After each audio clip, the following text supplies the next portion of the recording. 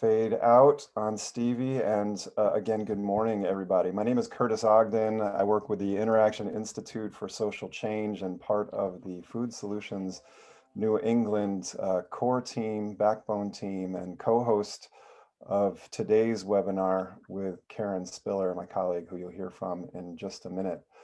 If you're joining us and have not done so, please say hello in the chat. Where are you joining us from? Again, the sheep scale here, just a little fun if you want to tell us how you're doing this morning by claiming a sheep number, not your sleep number, but a sheep number. And we are going to go ahead and dive in.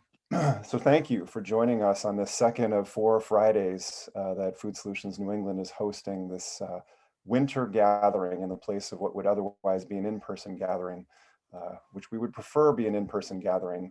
But the work continues, and certainly the work around today's theme, racial equity leadership, continues. I wanted to kick us off here by acknowledging, as we like to with Food Solutions New England, that the land we live and work on today has long served as a site of meeting and exchange among numbers of indigenous peoples.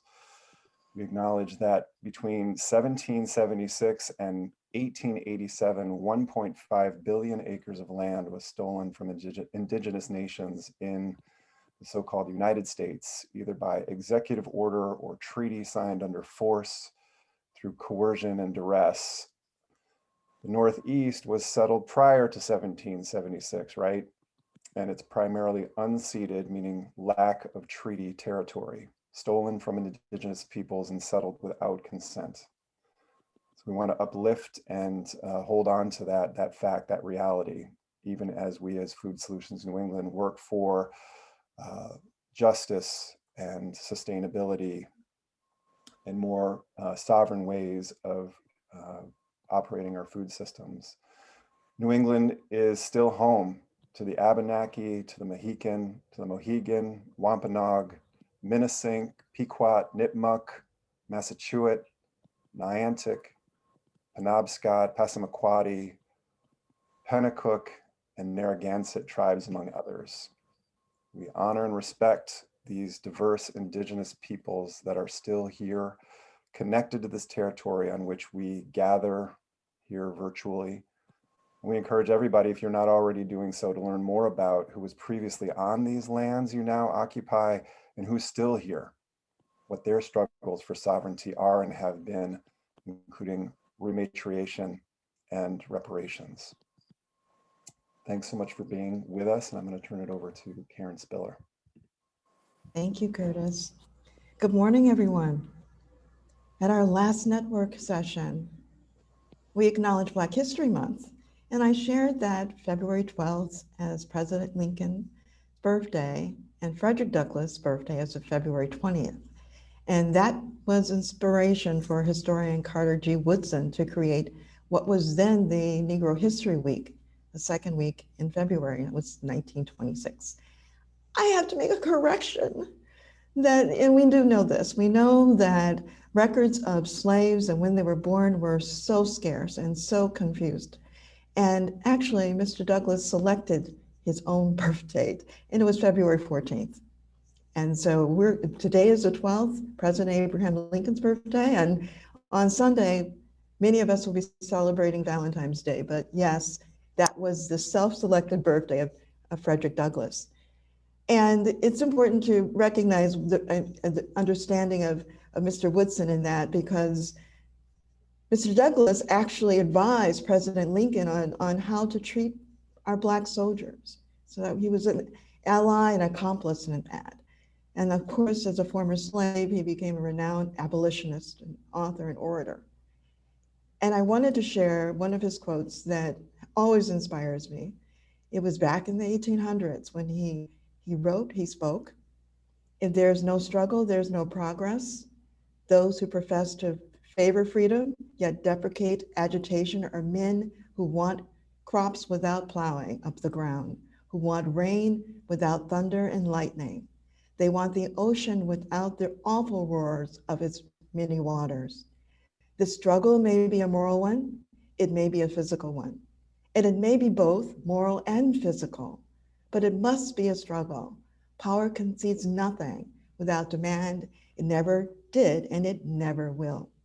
So as we spend this time together digging deeper in the racial equity leadership, what that looks like, what it feels like, what it is, let's reflect upon those words of Mr. Frederick Douglass. Lisa, you want to get us into how we're going to do this today? Sure. Everyone, I'm Lisa Fernandez from Food Solutions New England here in support of this event. Wanted to get us going by expressing some gratitude to the folks that are helping to make this event possible. Harvard Pilgrim Healthcare Foundation, Blue Cross Blue Shield of Massachusetts Foundation, and our network activities in general being supported by Henry P. Kendall Foundation, John Merck Fund, Angel Foundation, Garfield Foundation, and many other individuals and organizational supporters. We're very grateful. And we're based here at the University of New Hampshire Sustainability Institute. Ever so quickly, many of you are Zoom literate and comfortable in this setting. We are using breakout rooms today a few different times. We'll get to that in a bit. So if anyone has any technical questions as we move through the event, feel free to send me a little chat using the chat function in your Zoom screen. You can also use chat to add to the conversation that's happening live, pose a question, add a resource, add a comment. All of the chat, as well as the closed captioning, which is available to you if that would be helpful, will be captured as a transcript and shared back to you as video after this event. If at any time you have any other troubles, do send a chat over to me, Lisa Fernandez, and we'll see if we can sort you out. So I will turn that back over to Curtis. Thank you, Lisa. I just want to emphasize that trying to keep this as interactive as possible. Yes, please feel free to use the chat. We've almost seen a kind of call and response happening in these sessions where if there's something that really resonates with you that you hear from the conversation, from the presenters, feel free to chat it. It's often of value to others as they're trying to track and take in the conversation. So if you are not familiar with Food Solutions New England, welcome. We want to just say a little bit more about who we are.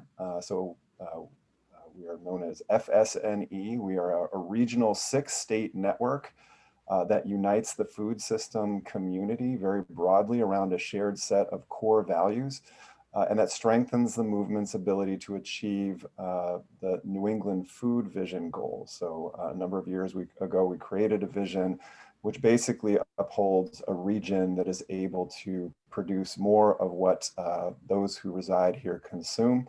That's both farming and fishing.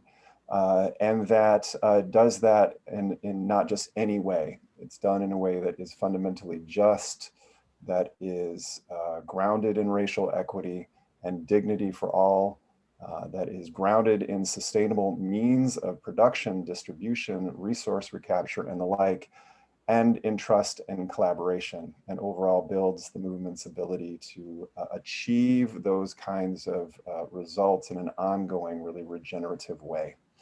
If you want to learn more about Food Solutions New England, you can certainly check out our website. And I'm going to turn it back to Karen to say a little bit more about the series in today's session. Yes, the series is really inspired by our impact areas, and we really wanted to be able to have a way of leaning into them and really lifting them up. And so the impact areas were this network. So last week we were focusing on network and expansion and that weaving of it, the connecting and convening of it, and collaboration. And then today we're equity leadership and development and practice, what that looks like, how we always want to be building and lifting and inspiring that more. And then we have our regional visionary policy work. That's going to happen on the 19th. And that's next week. And that's on our impact area that's focusing on that coordination of linking our values, our visions, our missions to what it looks like and what does it look like in actuality and in a system that is going to feed and serve us all. And then lastly, we're going to come together on the 26th with the narrative. And that's our narrative and communications strategy that's really focusing on how do we do it? How do we communicate it? How do we better share what it is we are working towards together and committing to. So that's the flow of what we started last week, and we'll continue until the end of the month on these Fridays. In today's session, of course, we're on the racial equity leadership and what's to understand what that looks like and feels like, and it looks different everywhere, and that we really all have that link to being that leader in that way, and just seeing what it can be in any place that we're sitting. We have our keynote guests that do storytelling, and we have the short break as we did last time for discussion. So that's another interactive place for you. And then we come back where we often call the harvest, where we share through Q&A. Then we'll take a short break. And we have our dear friends again, as part of our panelists, continuing the discussion and opportunity for breakouts. So much like last time we were together, the opportunity to hear a key chord and then the chorus. So that's what we're going to be moving into. Curtis. Thank you, Karen.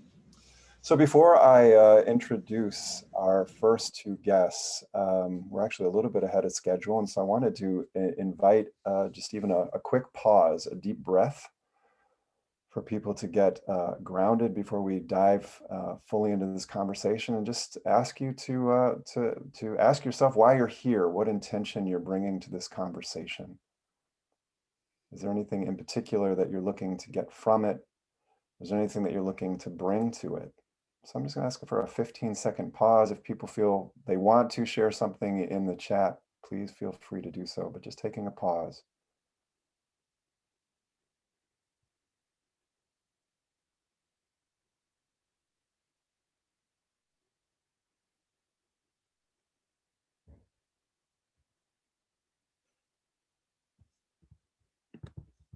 And again, welcome and thank you for being with us this morning into early afternoon.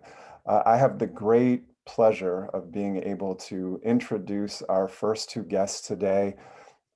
Really, in many ways, couldn't think of two better people to kick us off this morning in a conversation about race equity leadership than Dr. Atiya Martin and Jen Fagel. Dr. S. Atiya Martin is the CEO and founder of All Aces, Inc., an education social enterprise with a mission to activate the power, and I love this, the power of consciousness, critical thinking, and community to catalyze transformative action that advances racial equity and resilience.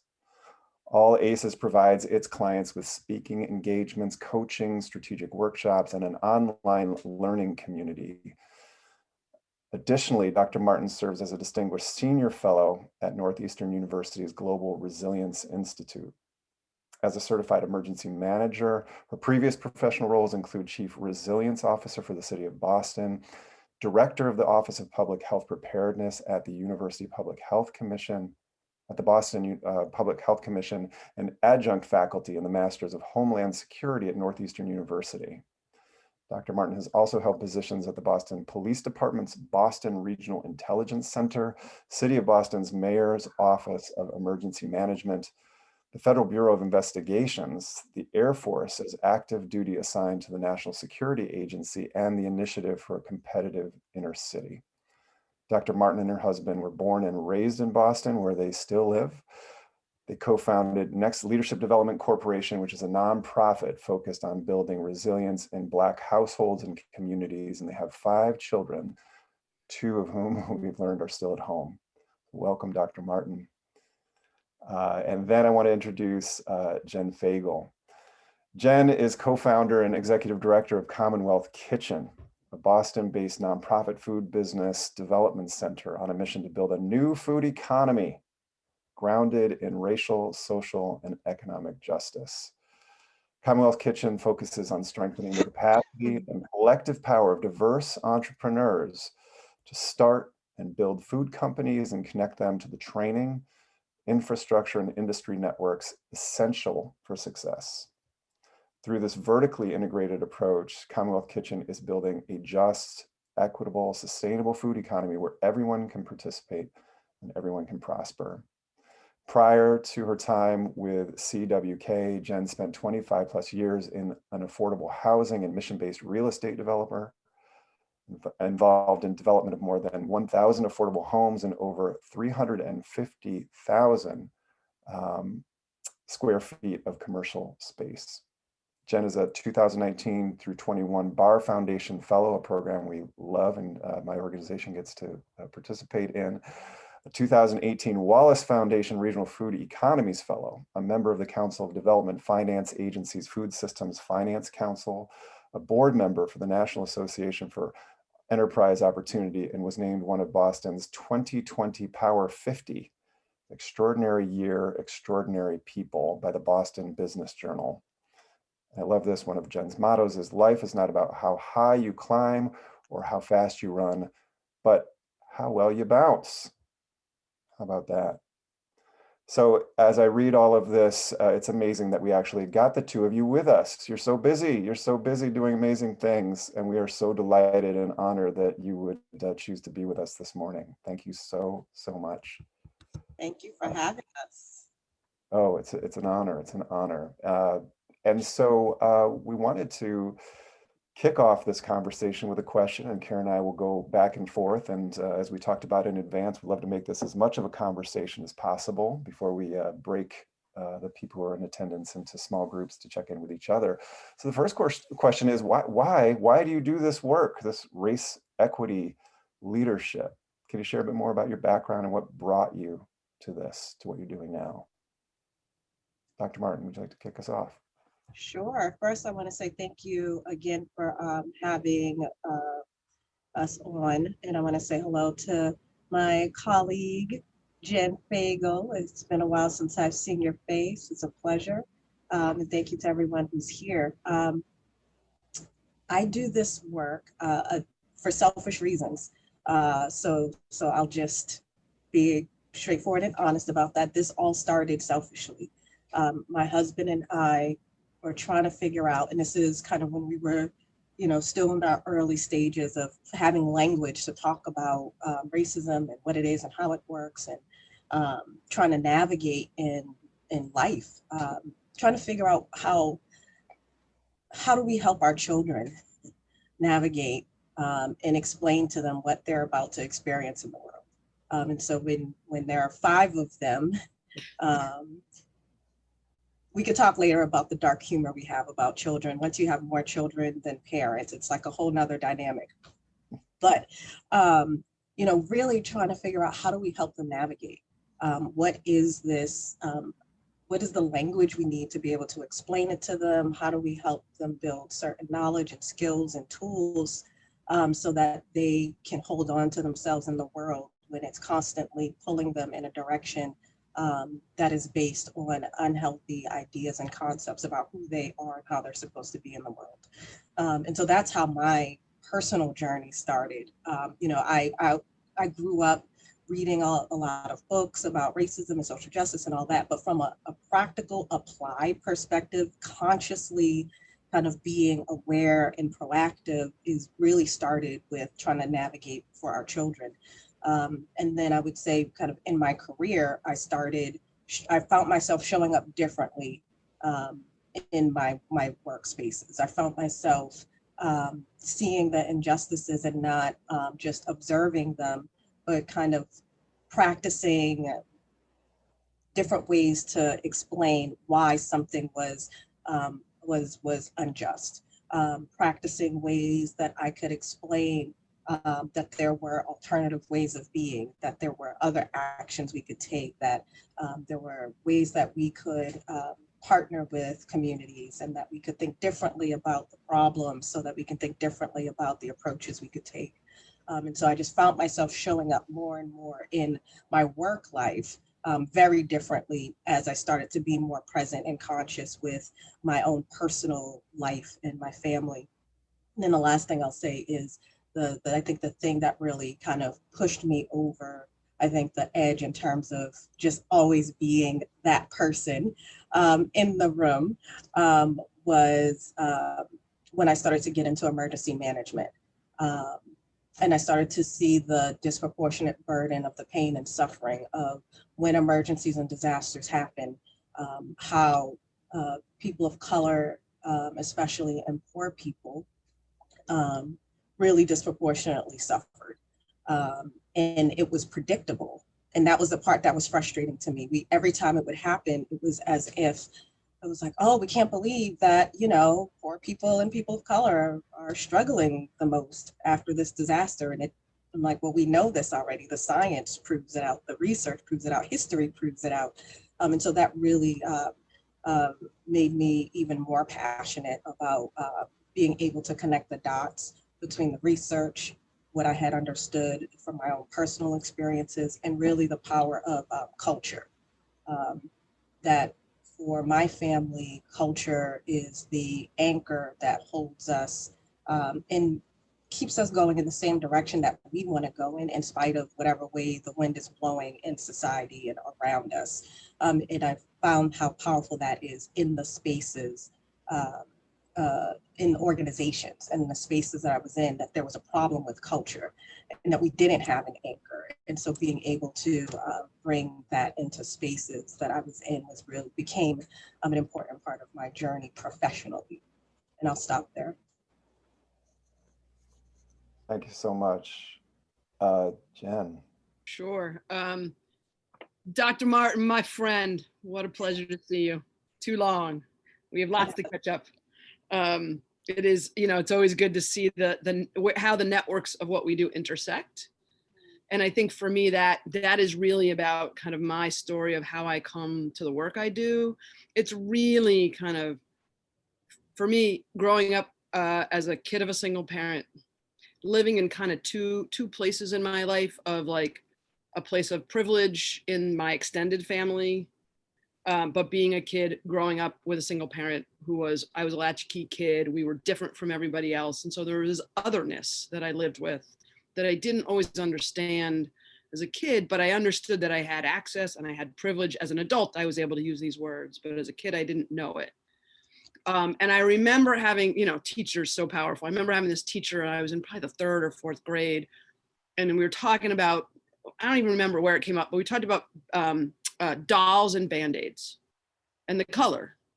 And I was like, wait a minute, why is that? Why are they like supposed to be my color? Not even my color, but why is that even the case? And so there's this one moment, that aha moment, that I think helped for me center this idea about otherness, about like difference, like what didn't make sense to me, like that I was living in these two worlds where I didn't understand where poverty fit in with all these people who had all these access and resources, and where was I in the middle? And also, where did I have the ability to be in both of those worlds? And so as I fast forward into being an adult, a lot of my work has been about understanding that I come from a place of privilege. That's not a shame. That is just a reality, right? I have resources. I have, you know, I went to college. My family had money to send me, all of those things. But that also, that comes with that is the responsibility to use that in service of the world I want to see. And so for me, my work has always been about trying to fix, like some of that is about being a kid of a single parent, and you gotta, oh my God, everything's crazy. I gotta fix things. How do I do a good job of that? And as an adult, it's about like, where is the systems change that's keeping things in the same damn place? Man, I don't want to have the same conversation anymore. I'm so tired of the same ongoing, like, oh my God, enough. And so my work, whether it was doing affordable housing work or now doing food systems work, it's all about what are we doing to actually fix what's wrong. I don't want to talk about Band-Aids. I'm not interested in things that are going to be a one-time thing. I'm interested in the intersectionality, how do we take the connective tissue? And for me personally, how do I use position, privilege, power to get in the way, but then to hand the reins off to those who aren't in that same position as I am. So there's humility in that. There's, you know, it's a challenge, right? Like, right, I'm also an executive director. So how do I think about, you know, my role as an executive director, as a white woman executive director of an organization focused in racial justice? That's a whole longer conversation, happy to talk about as well. But I feel like for me, and especially the older I get, the more for me this work is really fundamentally, what's the world I want to see? What is the things that fundamentally I care about? and how is it can I use my position, my power, my privilege, and the time I have on this earth to feel like what I did was to actually use all of that platform to make a difference. That's my thing. And thank you, thank you, thank you. And so you both talked about intersectionality, which is really important. You talked about the otherness. Dr. Martin, you didn't want your children to feel the otherness. And Jen, you were feeling it and trying to figure out where you fit in that.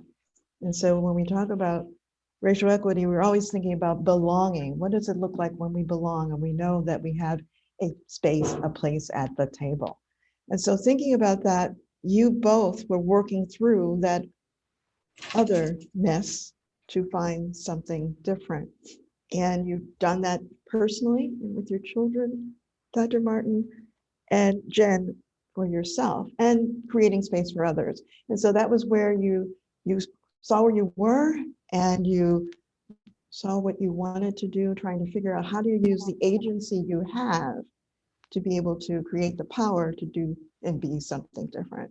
So when we're thinking about the work that you do, you know, the food system work, climate change work, the housing work, bring us into racial equity and leadership, and why is that work really important to show up there? So one thing I will say is just a little bit of a reframe. I always, as a personal value, am always reframing. And so one of the things that is important to reframe is kind of shifting from only thinking about who's at the table and thinking about all the tables that exist that we need to go to, and that people have their own tables that we need to be respectful of, and that we need to help people, if they don't have their own table, help them create those tables, because that's kind of part of the interconnected building of all the other kinds of power that we need in order to hold the traditional forms of power accountable, and in partnership, not just the adversarial relationship, but that requires us to have our own tables as well. That said, I think for me, this work is important because I think many people believe that racism is a people of color problem, right? That people of color need, it's a problem at an individual level, at a kind of moral issue, and kind of the reason why we can't get ahead as people of color, as BIPOC, because of some personal deficit, or some group deficit. And we don't always think those things consciously, but it shows up in how we think about policies, how we think about programs, how we think about the way we organize our businesses and nonprofits and the work we do. And so I say all of that to say that part of the reason we do that is because racism sits on top of the human condition. It sits on top of the fact that we are flawed human beings, and we are navigating in a world trying to figure out who we are, who we want to be, how we want to be in the world. And while we're trying to do that, the world is trying to tell you what that is. So if you're a white person, the world is trying to tell you this is what it means to be a white person. This is how you need to show up to be quote unquote normal. And if you're a person of color, their world is telling you this is how you need to show up. These are the things that you are allowed to do. You're always kind of connected to a set of deficit-based concepts and ideas. And so for us as people, to be able to own our power, and I don't mean like the traditional forms of power, but to own our power of getting to know who we are and why we do the things that we do in general, but also what are the ways that racism and the ideas that undergird it influence how we see the world? What are the layers of the lenses that are impacting how we are thinking about communities and the work that we do? And so it gets in the way, it being racism, gets in the way of us showing up as our best selves. It gets in the way of our organizations thriving and being able to reach their full potential. because we are not looking at the world through a lens of reality. We're looking at it through a bunch of lenses of distortion. And as long as we keep doing that, we keep kind of on the status quo journey of just doing the things that we've always done because that's the way we've always done it. And it's just easier because it's a well-worn trail. And just by virtue of doing that, we reinforce inequities, racial injustices and social injustices, and create environments that are oppressive for anyone in those spaces, but especially for Black, Indigenous, and people of color in our organizations and in our communities. And so for me, it's a personal responsibility, it's an organizational responsibility because policies, practices, culture, programs are created by people. And as long as we keep only paying attention to what everybody else is doing or not doing and not owning our own power and our own responsibility, we continue to just be on this hamster wheel. I feel the hamster wheel, my friend. This especially this past year, that feels like a hamster wheel. So I always say that I come to the food systems work not as a food systems advocate. I like to go to farmers markets. I barely know how to cook, right? That is not like what drives me. What drives me is economic opportunity, economic empowerment. That is and that's because that's where I come from, right? As a kid, growing up, single parent, all of that. Like that's the through line for me. I understood that when I went to college, it was because my mother owned a house, because my grandfather was in the Army, and my grandfather was able to buy a house, and now we had assets and wealth, generational wealth passed on to me. I was able to then continue on. When I did affordable housing work, which I loved and incredibly important and impactful, most of those people that I housed, they're still poor. Because the housing system is not the way we do affordable housing in this country. It actually disincentivizes from people from being able to build assets and wealth. In affordable housing, the more you make, the more you pay. I own my house. My mortgage is the same as it was when I bought my house 15 years ago. So the more money I make, the more now is going into my pocket, the more I now have assets and wealth. And we know that if you want to solve poverty, the way to solve poverty is to give people money and to give people assets and to give people the opportunity to have agency and choice in their lives, right? It's about self-sufficiency. And so if we don't find ways to solve it, we're never going to get out of that cycle. And the cycle of poverty is also about the cycle of racism and classism and gender and all the things we know. And so for me, and understanding that the way you get out of poverty and you build wealth is home ownership, business ownership. And so for me, looking at those are the two quickest ways to be able to do that. And so for me, I looked at business ownership and saying, well, wait a minute, why can't we use the same tools we use in affordable housing to help people start businesses? So in affordable housing, we use all these public resources that we use to incentivize banks, ridiculously, to invest in communities, because God forbid, like we don't see that these communities as powerful, investable, economic drivers of our country. And so really the government money is just a way to incentivize private investment. So what if we took the same strategy and we were trying to incentivize private investment into Black, brown, people of color owned businesses? What could we do? And for those who are in the Boston area, you might know I was involved in the redevelopment of an old brewery in the Jamaica Plain neighborhood. And in that project, we were able to put in a gym. Latino guy started the gym. We helped him finance it. This was a person who never in his own life would have been able to do that business because no one would have financed him, because no one would have looked at him and who he was and what his history was and what his bank account looked like to give him a chance. And we said, no, we're gonna give him a chance because we think the business makes sense. And the only question is he the right guy? And so we put the financing together and got him going. And lo and behold, what a surprise. He did great because he's an entrepreneur. He paid us back the investment our organization made in him. He expanded the gym. He paid his employees. He has assets and wealth. He bought a house. He bought his parents in health. His life is completely different.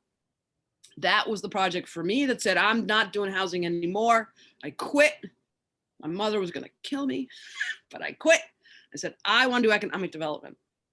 And economic development in food was an obvious place because food is something that connects all of us, the culture, the language, the celebration, and you don't need fancy degrees or anything else to be able to start and build a food business. And so for me, this was the world I wanted to be in, but from a perspective of I'm about economic opportunity and economic development. So how do I take that lens to support small business? And so that's really where the intersectionality for me of my work and my world has come to say, I gotta put these pieces together, but the focus of the work and the focus of what our organization is doing is fundamentally about that economic opportunity and that creating that place for business owners to be in a different plane. And everything we do is tied back to that sort of this idea of human-centered design, tied back to what is it that those business owners need in order to be successful? And what is it that I can do uniquely because of my connections in the world, my privilege, my relationships, all that, to create those opportunities. So that's how I lean into this work. Thank you both. Just want to acknowledge some good discussion happening here in the chat in response to what you all are lifting up, and maybe to build on some of the comments and conversation and go into our next question, which is more about the how, which you're getting into, Jen, and just to lift up some of the threads. I mean, the series we're doing is not meant to be discrete, that we're talking about networks only or race equity leadership only or policy only or narrative only, that these are all woven together. There's definitely a weave happening between what you all are saying and what our guests last week from the Mississippi Food Justice Collaborative, Mississippi Food Systems Fellows Program were lifting up about the importance of culture work. Dr. Martin, you mentioned that, having cultural challenges. We often talk about that at FSNE. This is not just agriculture, also fish, right, Jason? But it's culture work. And so what does that mean? What does that look like, culture work for racial equity? And then our friends in Mississippi also lifting up economic justice as being primary in a way that is not simply about continuing the same system. That is, now we're just investing in the same old extractive, individualistic, return on investment kinds of ways, but who's getting invested in looks different. That may or may not be the system we want, right? So people are lifting up co-ops, people are thinking about non-extractive means of investment, reparations, those kinds of things. So just trying to do a little weave here and by way of saying, so what does this look like? What does this look like? Culture work, real economic justice work, resilience work.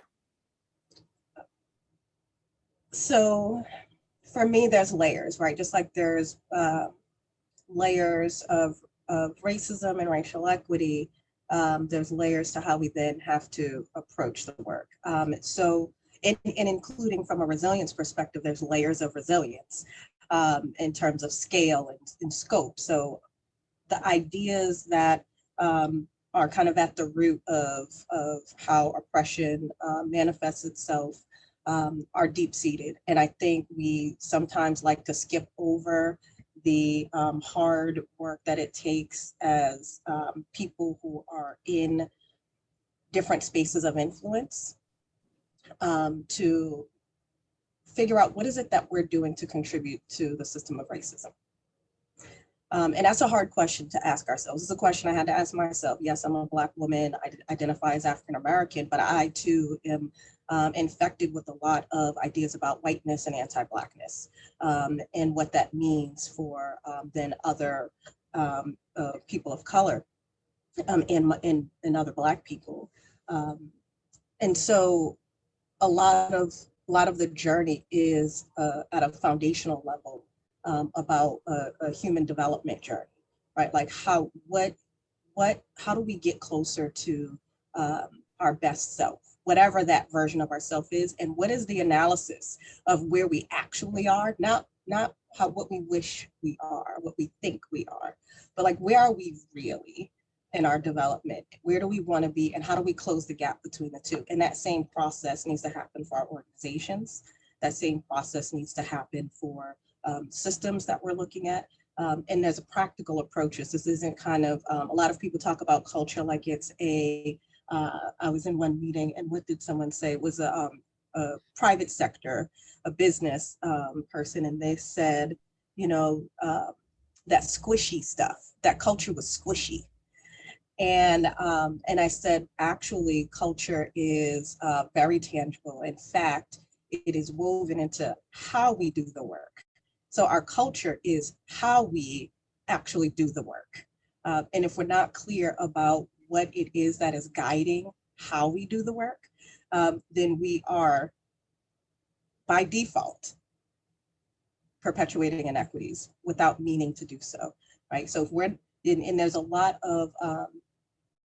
of ways that when we think about climate change and climate resilience and food security, that these issues show up, right? So we know about food deserts, and we know about all of the problems. And I think for us, for folks who really care about these issues, the question becomes, and what are the actions that we're going to take? The strategic actions, the informed actions that we're going to take, not just a knee-jerk reaction set of actions, which are different, which is usually kind of what we end up seeing in communities, is kind of someone's great idea that they kind of woke up with one day, oh, we can solve it by doing this thing, and then going into communities and doing randomness. And so really having an informed approach that is a part of promising practices and is driven by the community. And so, and to acknowledge, I focus on racism as kind of the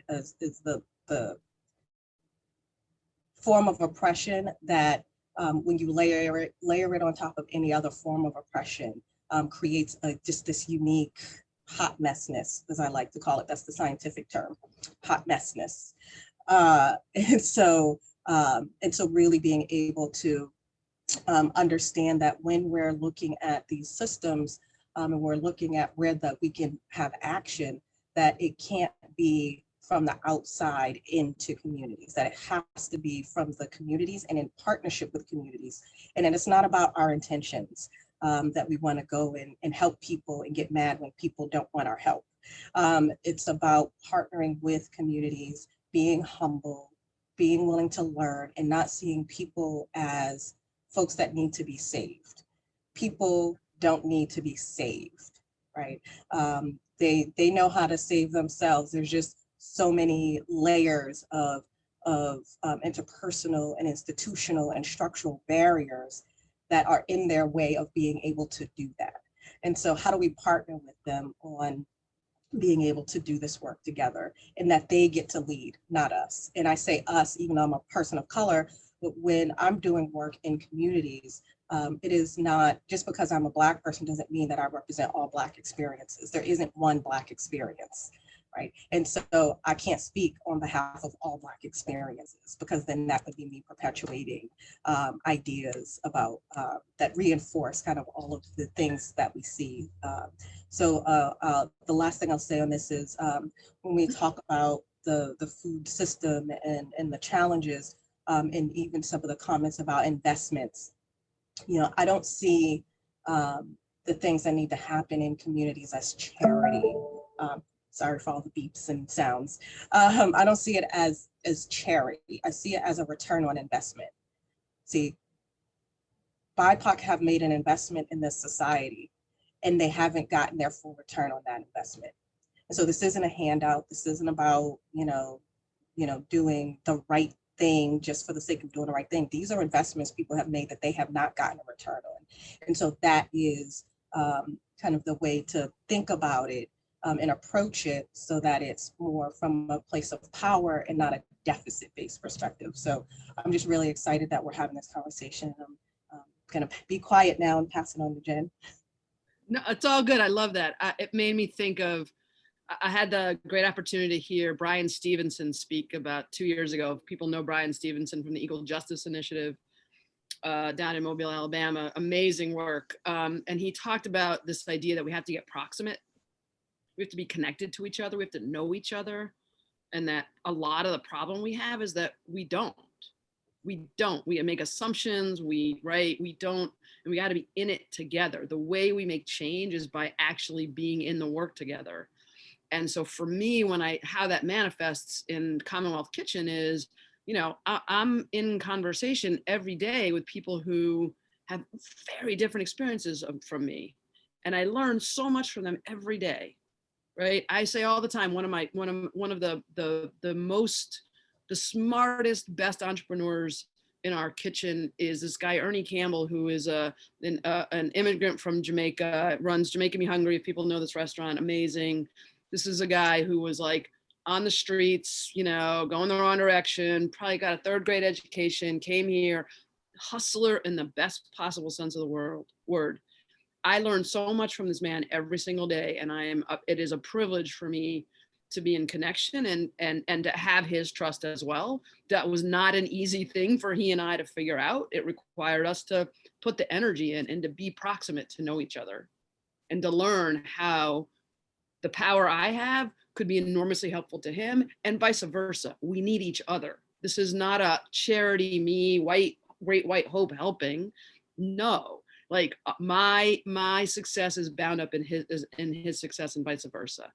And the more we are able to do those kinds of things, the more I think we change the world by simply being in these kinds of conversations. And so this conversation today, when Karen reached out, I was like, yes, of course, I always want to be in these conversations to say, this is how we fix things. And for us, when we started thinking about the need to more explicitly focus our mission on racial justice, which was also like, okay, as a white woman, am I the right person to lead the organization? That's a whole other piece of the conversation, or I'm happy to talk more about, but for us, it was that what did that look like? Did it mean that 100% of the businesses we worked with needed to be BIPOC? And the answer was no, because that's not the world that we're trying to build or the world we want to see. That in fact, there is intentionality in the work we do that says it must be primarily and prioritizing for communities of color, because these are the communities that need and have been left out for too long. And we got to set them at the table and set them right so that they have agency. But the piece of this that about being proximate and being connection and how we actually change things is by being in these conversations together, and the culture that goes with that, and how you build a culture around those things, and how we start to work with our business owners to do the exact same thing, and how we then, you're populating this network of businesses and how they're connected and feel agency to each other, and how they then bring that out. Like some of the most beautiful transformational moments when we see our business owners learning to support each other and how they're going to help each other and how they are standing up for each other. Like now we are changing the way that we are interacting with each other, and that is going to have the kind of domino effect that we want to see. So that's like, yes, culture, relationships, connections, that's where it has to start. Mm-hmm. And I just want to acknowledge Maria's point that we must confront and acknowledge our history to move forward together, because there's a certain part of our development that is about explicitly racial equity literacy, social justice literacy, excuse me. And most of us think we know history, but we don't. Mm-mm. We think we know it. We've done workshops with, we'd have this history activity we do, and it's not, anything special. What it does is helps people to understand that they don't know what they think they know. And we've had people with master's degrees in history who couldn't get the answers to the 10 questions that we have, right? And so there's this piece that is important, that if we don't know how we got here, if we don't understand the complexity and the nuances of how we got here, then we can't put together sophisticated enough approaches to address that complexity, that level of depths. And it's not just about the distant history. It's history includes yesterday, right? Like things are still happening today that are impacting people's lives, and that's part of that historical context that's important for people to be able to wrap their brains around, because it's not what you're going to see on mainstream media, right? Those are not the things we're talking about in major conversations. And so it becomes invisible to us unless we seek it out. If all of the struggles and challenges become invisible and all you get are these sound bites on mainstream media and in social media. And so thank you, Maria, for lifting that up because it is so foundational. And in fact, I am going to share a quick quote that actually popped up for me just 2 days ago that is relevant to history, which is why it jumped out on the screen at me. And it is, hold on, it's worth it, I promise. I promise. I'll come back because I don't want to hold up progress and I know we have limited time. So I'll put it in the chat for y'all what the quote is, but it is very relevant to this conversation and how it impacts our future. So I'll be quiet now. Oh, just a pause, Dr. Martin. Thank you so much. Oh, so much has come through in this little bit of time we had with this particular question. And this is one of the quotes that Curtis shares often from William Stratford, and I wanted to share it. It goes back to what Jim was talking about, being in community and really knowing other people and seeing them beyond what is on the surface. If you don't know the kind of person I am, and I don't know the kind of person you are, a pattern that others made may prevail in the world. And following the wrongs, God, spirit, home, we may miss our star. That came up to me, and when you were speaking about that.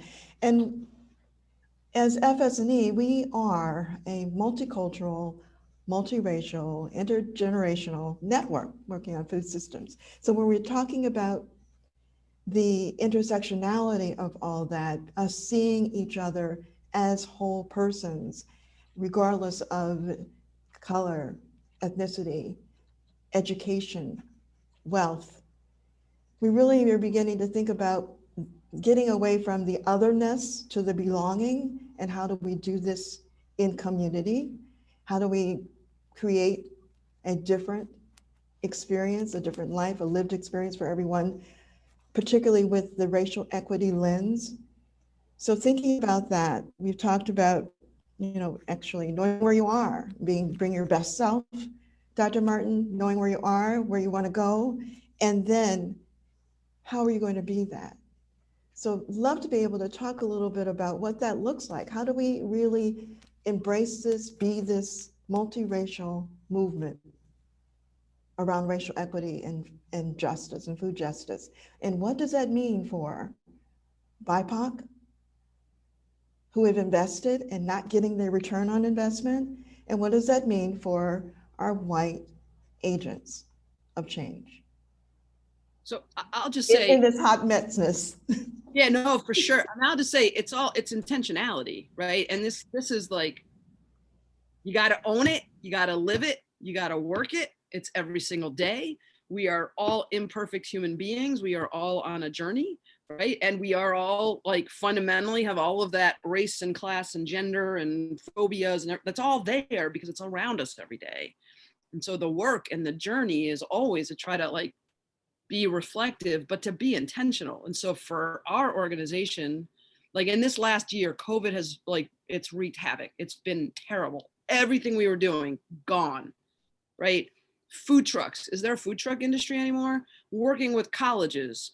There's no work there. Like there's so much that we're not doing. And so we had to really look at the organization and say, well, what do we do in this moment? And the point, and in that work, it was, well, how do we lead with intentionality in response to a community in need and in response to this question about racial justice? And so for us, what that looked like is saying, well, how do we put money in the hands of the people who are impacted for them to make the solutions? So our job was to say, how do we support BIPOC-owned restaurants, food trucks, other businesses, for them to feed their neighbors? Right? So how do we give them the agency? And that was our way of thinking about a solution for this that was grounded in the work we do, that was completely different from anything we'd ever done before. People are always like, wait, you guys did how many? I think we fed 250,000 meals this year, having never done it ever before. So that's an incredible feat for what we've been doing, but it was because we literally start with the intentionality of what are we doing and why, and what is the impact we're trying to have. And so in every choice we make, whether it be who's a board member, how are we thinking about programming, how are we bringing on new businesses, how do we select and recruit people to be in our community, we're doing it with this place of saying we care about what the future is that we want to see, and how do we make sure that we are bringing in people who are ready for that. And if they're not ready, okay, like there's plenty of people who want to be in that space with us, and so come in. And similarly, that's how we do this with the businesses we work with. We've moved to this place of saying, what does it mean to be values aligned? And if you're not ready to be values aligned with us, go do your thing. We come when you're ready, and we'll start to have a conversation with you. But values aligned means, like, it is not extractive. It is not tactical. It is not a one-time thing. It is about relationships. It is about, like, building new ways of working together, new connective tissue, new roots of how we're connecting. And so I feel like for us, it is just always leaning into what does it look like when we are intentional in the work and how we're grounding it, and how does everything come back to that? And are we constantly watching this? This is sort of the shark. Are you constantly watching yourself to say, do I have it right? Where am I doing this? Like, is it having the impact I want to have? If not, adjust. Don't get too excited about the place that you're in. Fix it and keep going. But intentionality, always. Yeah, I'll follow the thread of intentionality, because in fact, our online learning community is called intentionallyact.com, because of the power of being intentional. And why that's so important is because we spend most of our days, if we allow ourselves to, being on autopilot. And then you blink, and, back in the day when we used to, like, actually, some of us used to drive to work or catch public transportation to work. Some of us have the privilege of walking to work, but you found yourself just kind of ending up back home again, right? And it was just like everything is a blur, and that's how we know we've been on autopilot. And so how do we get present? How do we learn the skills? Like, these aren't just things you wake up one day and know how to do, because it's counter to what we've been socialized to do. Right. And so it means that there's a set of skills that we need to learn in order to do this work well. And this work of kind of having a multicultural coalition has a lot of complexity in it, right? Like, none of this stuff is easy. And so what I'll do is I'll mention some of the skills, and then I'll talk about some of the complexities. So the skills, one of the skills I already mentioned, racial equity, kind of social justice literacy, super critical, because that means if you don't have that literacy, we're not in the same conversation. I'm saying words and you're saying words. They're the same words, but we mean very different things when we're saying them. So we're not in the same conversation. The other piece is kind of communication skills. And I know that's cliche and overblown. We think we're good at communicating, but if you haven't learned it as a skill, don't understand the layers of it, and are not using it every day, if it doesn't feel like you're working when you're communicating with another human being, then you're probably not practicing the skill, which is intrapersonal communication. What is going on in my own self and how I'm communicating with myself and what I'm telling myself, usually based on, usually influenced by external sources. And so now we're having to be in conversation with ourselves. Then you have, and I'm in conversation with another person. So I'm trying to manage myself while I'm in conversation with another person. Right? And be present and pay attention to what they're saying, which is part of the conversation that I'm having with myself while I'm in that moment. And it's relevant to how we communicate in organizations, and how we are able to express ourselves in ways that are honest, authentic, but also tempered by the fact that we're considering the other person on the receiving end of the communication. And we're listening in ways that are not just about responding, but are about processing, learning, making sure we get the meaning. And so there's a level of curiosity that needs to be there. The other one is critical thinking. There's just a lot of potholes we can fall into because of the way our brain works and the way we've been socialized and our psychology. So there's just a lot of potholes we can fall into as an individual. And so without having a way to understand and manage our thinking, we fall into those potholes on a regular basis. The other one is conflict management. And so we tend to run from conflict, but conflict is good. Healthy conflict is good. Productive conflict, and it's a skill. And it means that we have to stop running when we feel uncomfortable so that we can navigate through the struggle of what it means to clarify. So conflict serves as a clarifier for us and other people we're engaging with and people in organizations, so that we're on the same page, so that we can be in stronger relationships with each other, right? Without that clarification of conflict, we never get there. And there's just always this thing between us. And then the last one that is kind of foundational to all of these is emotional intelligence, right? Like understanding why you feel what you feel. What is that discomfort you're feeling about, right? So that you can manage yourself, right? And that we can understand other people's discomfort that they're feeling in moments, so that we can navigate that while we're trying to navigate ourselves. And so all of these are interrelated skills that are necessary for us to be in meaningful relationships with other people. Last thing I'll say is the complexity of it all. So racism is hard. Black, Indigenous, and people of color, have been socialized one way, and white people have been socialized another way. And there's some things that are consistent across the ways we've been socialized, and then there are things that are different. And so the question is, how far have we moved away from that socialization so that we can be in meaningful relationships with each other? And so those new ways of engaging and interacting with each other that Jen was referring to is a part of that process. Like we have to figure that out. We haven't gotten there yet. So we have to figure what that means in the different contexts. And then you have the unique dynamics of all people of color's experiences are not the same. And within a racial group, all of those experiences are not the same. And so how do we release people from the masses so that we can actually see them as a human being, so that we can understand what they're bringing to the table, and that we're not allowing what we've been taught to inform us about the person in front of us, and allow the person in front of us to teach us about who they are, which is a whole different process, and it means it takes work. Doing the right thing takes extra work. And this is not just about white people, this is also about us as BIPOC, being able to navigate that process, and to recognize, I want to lift up that Black people internationally and Indigenous people internationally have a unique experience with racism that's a little bit different from everyone else's experience. And I want to lift that up because we oftentimes run away from the challenges that they experience and kind of try to group them together with all people of color.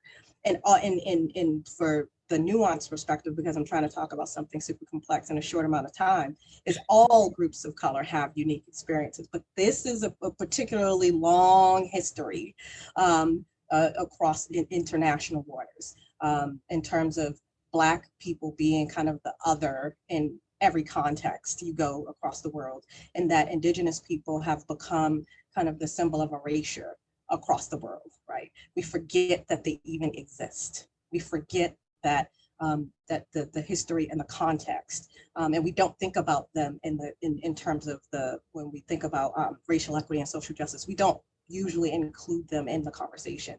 And so I bring that up so that that's part of the complexity of all of this. And so if we don't understand that long history in the United States and internationally about what colonialism did to the world. There were only 14 countries on earth who were not officially colonized. It doesn't mean that they weren't influenced. It just means they weren't officially colonized. And we know that there are over 100 countries in the world, teetering on 200, depending on which year it is and which countries have come together or separated. And so all of that to say that this process that we're talking about and being in spaces with each other requires us to spend time learning those things and learning about each other, that historical context and who the people are that are in front of us. And there is no one Black community. All Black people don't go to church. So that's not the silver bullet answer, so just kind of being more critically thoughtful, being more intentional about how we navigate understanding the problems and therefore expanding the landscape of action that we can then see when we better understand the problems.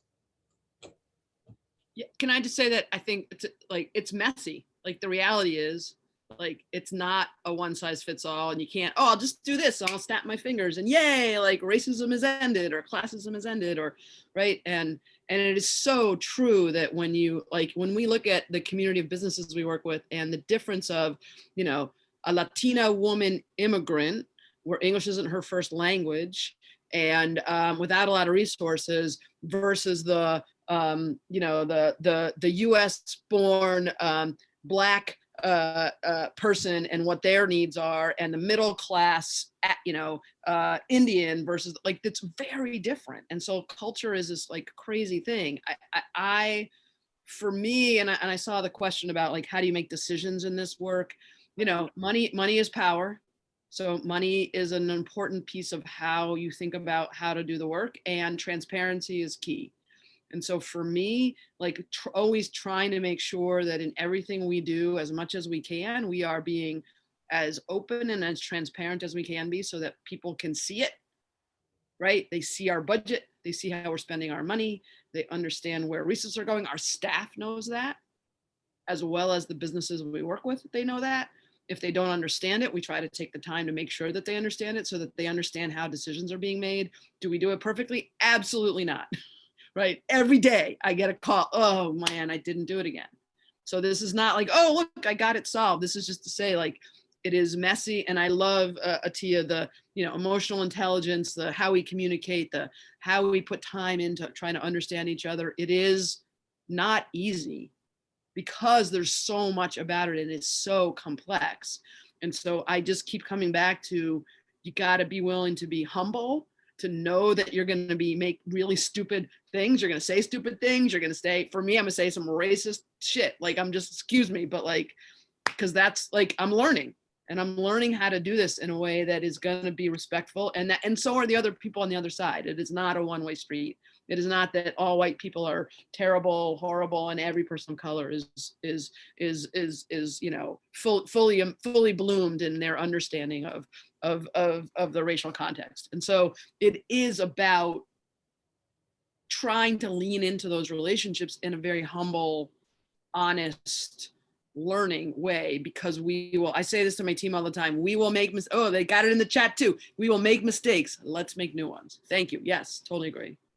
And the piece I just want to lift up super quickly is kind of the power that we have, reframe, the messiness of it all, right? You know, we often talk, we're a lot of times we're looking for a checklist, right? We're looking for like, I can check some boxes, or like there's a 1 through 5 step process, and there are, but they usually are messy and iterative, and you think you've made progress and then something pops up, the world is dynamic and something shifts, and now you're like, oh crap, we got to go back to step 2 of the process. We were at 4, but we got to go back. And that's just part of reality. The 2 points I just wanted to make about that we haven't explicitly brought up that I think are important to this conversation. Number one, that you know, therefore, for the experiences of BIPOC, the range of experiences, there is a pattern. There is a pattern of experiences that folks are having. They're not all the same, but there's a pattern. And that pattern is a powerful source of information for our society and for our organizations, because it tells us where the most broken places are. So it's almost, and I hate to use this as an analogy, but I haven't found a better one yet, but I'm working on it, y'all. But it's like kind of being a canary in the coal mine, right? Like BIPOC are the canaries in the coal mine. Poor people are the canaries in the coal mine. And when you start to see a pattern of experiences that they're having with institutions, system, process, anything like that, culture, that means that's something that's dangerous for all of us, and it's coming for all of us. Let me give a concrete example. Police brutality. Now, let's be explicitly clear. Black people disproportionately bear the burden of police brutality, and anyone who is thought to be Black. And we live in a society where the reason that is racism makes it worse, right? Racism becomes the fuel that creates a disproportionate burden. And it points to a problem with our law enforcement and criminal justice system, because what we're basically co-signing is the hypocrisy of, well, sometimes people have to follow the rules and sometimes they don't.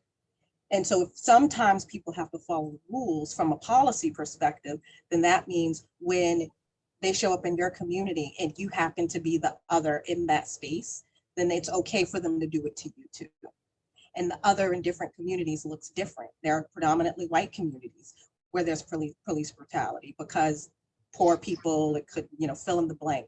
And so the connective tissue across struggle is important, and to understand that these experiences that people are having point to bigger problems. Yes, there's systemic racism and all of those pieces, and it's tied to problems that we should all be concerned about because it can show up in your neighborhood too. Don't think that you're immune. There's only kind of the 1 to 10% of folks who have the majority of the resources who are most inoculated from the impacts of a lot of stuff. The rest of us, open season. And so the second part of that is the organizations, the organizations also are getting that can have that source of intelligence of what are the experiences of the most marginalized people in your organization, so that you understand where the most broken places are in your organization. Even if something seems like an interpersonal pattern, there's usually something the organization is doing that is facilitating that pattern existing. And so using that as a source of information to help you make the organization better, because if BIPOC don't want to work in your organization, then it's most likely that the people who are there don't want to work there either. Thank you both. I'm summarizing a little bit of the running commentary here in this way. Deep, deep, deep. A lot of appreciation for where this is going and your conversation with one another. And just to lift up, some of these themes of the cycles of socialization, the choice points that are crucial to move into, holding on to the complexity, getting to know history. Looking at this as a global phenomenon, right? That these boundaries are only of our own making. And so lifting up, holding all of that, imagining that people are taking in a lot right now. We're gonna do a break and Karen's gonna set us up for that. And then we will come back, so stick around with us, please. We'd love you to bring back any questions for our final 20 minutes or so together. But Karen. Yes. Oh, this is a pause. So in this breakout, we're going to be 4 to 5 people that you'll have an opportunity to explore questions. Maybe some of the answers in the chat will come up from among you, but certainly want you to share what are you feeling? What are you hearing? What's coming up for you as you're reflecting on what Dr. Martin and Jen have been sharing about racial equity leadership? What challenge are you experiencing and what inspires you about this? What next for you? What next for you? And so we have 15 minutes in each of those breakouts, and we'll come back and have what we call a harvest conversation, and then we'll go into a break after that. But this is a time for you to share in a small group what's going on? What are you feeling? What are you seeing? What next? And here we go.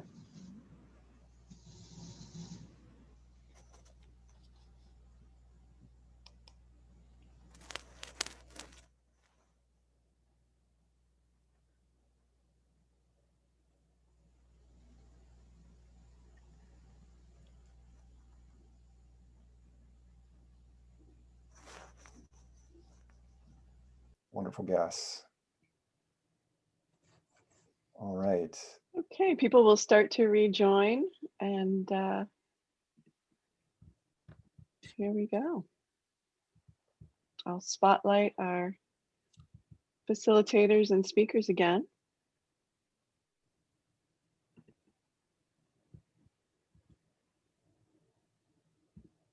And the recording is restarted. So as you rejoin, we know that there could have been more time for those conversations, but we're just taking a pause and rejoin.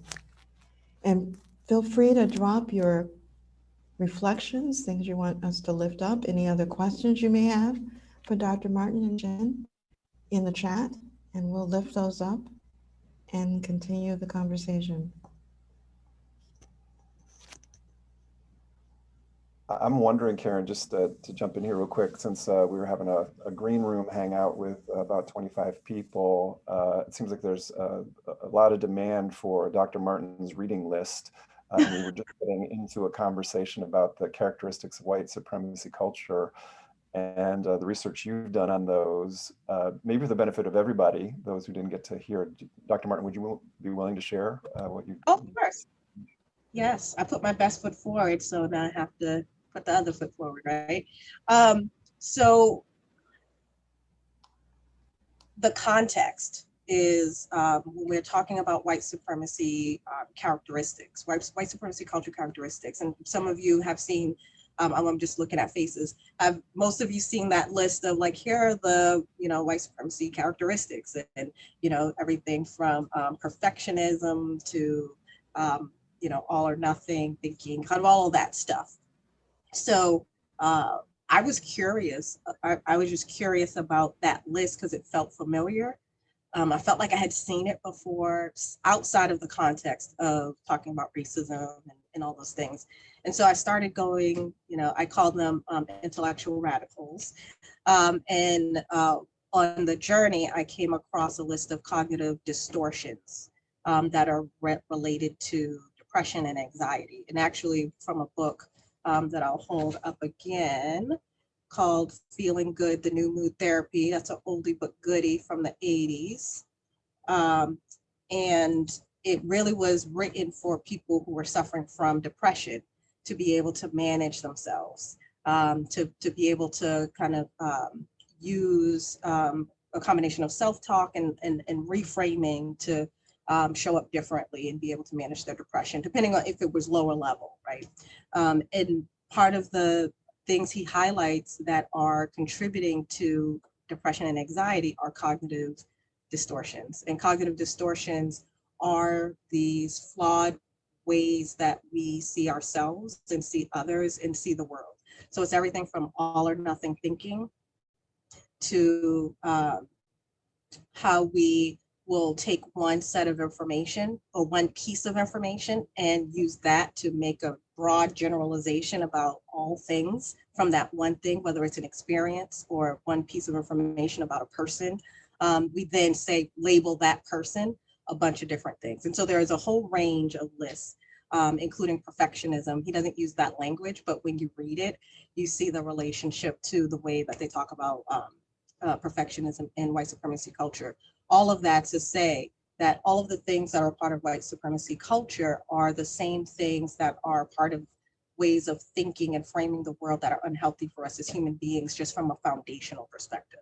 Like they are unhealthy ways of experiencing or navigating the world. It leads to a lot of letdown, a lot of disappointment when we have all of the what people should be doing, and all of that type of thinking that we're forcing on ourselves and other people leads down this road and very closely connected to these patterns of white supremacy characteristics. And so that was the conversation that we're having, and how detrimental it is to our personal development, growth, and resilience. Thank you. Yes. Some of the other comments here, society can feel like it's distorted itself, or we're talking about cultures that feel like the entire culture is in borderline personality disorder.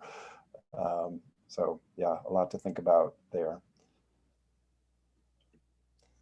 So there was Liv, you spoke something in here about a very huge shout out to your group.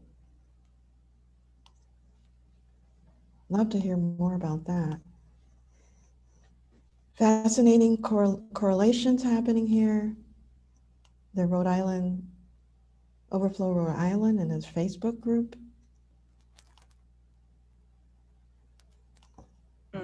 Hmm. Yeah, could I interject really Sure, quickly? please. I'm Maria, and thank you. This is awesome. I love it. I just wanted to share with you, we had an opportunity here through the Rhode Island Foundation where we had massive amounts of people within Rhode Island who were able to take racial equity training for free. Rhode Island Foundation paid for that. And basically because of that, we had so many people from different backgrounds, colors, and we felt so moved by what we learned, referring to what Dr. Martin was saying as far as history that I learned in New York City as a child was not the real history. And so we were so overwhelmed, and yet we felt compelled that we had to come together as a group of people, individuals that were wanting to do this work together. So basically Overflow Rhode Island is what was created out of those different REI trainings. And so we are more than willing to, we share resources for free. So, you know, feel free to join us. We would love to have you, and thank you. Thank you, Maria. Others, Lisa's asked for us to drop them in, some of our reflections.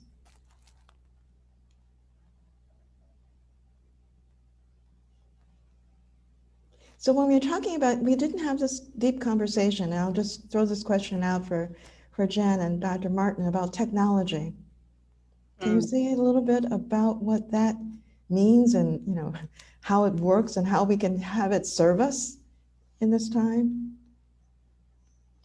Yeah. So this one I struggle with a little bit for a couple of reasons, because I think we forget that we have a digital divide. Like that was language that came out a while ago. We talked about it for a little while, and then the next thing came that we paid attention to, the spark, the shiny object. That shiny object came, and then we kind of forgot about it. And it's still a real thing. You know, I was just looking at a map.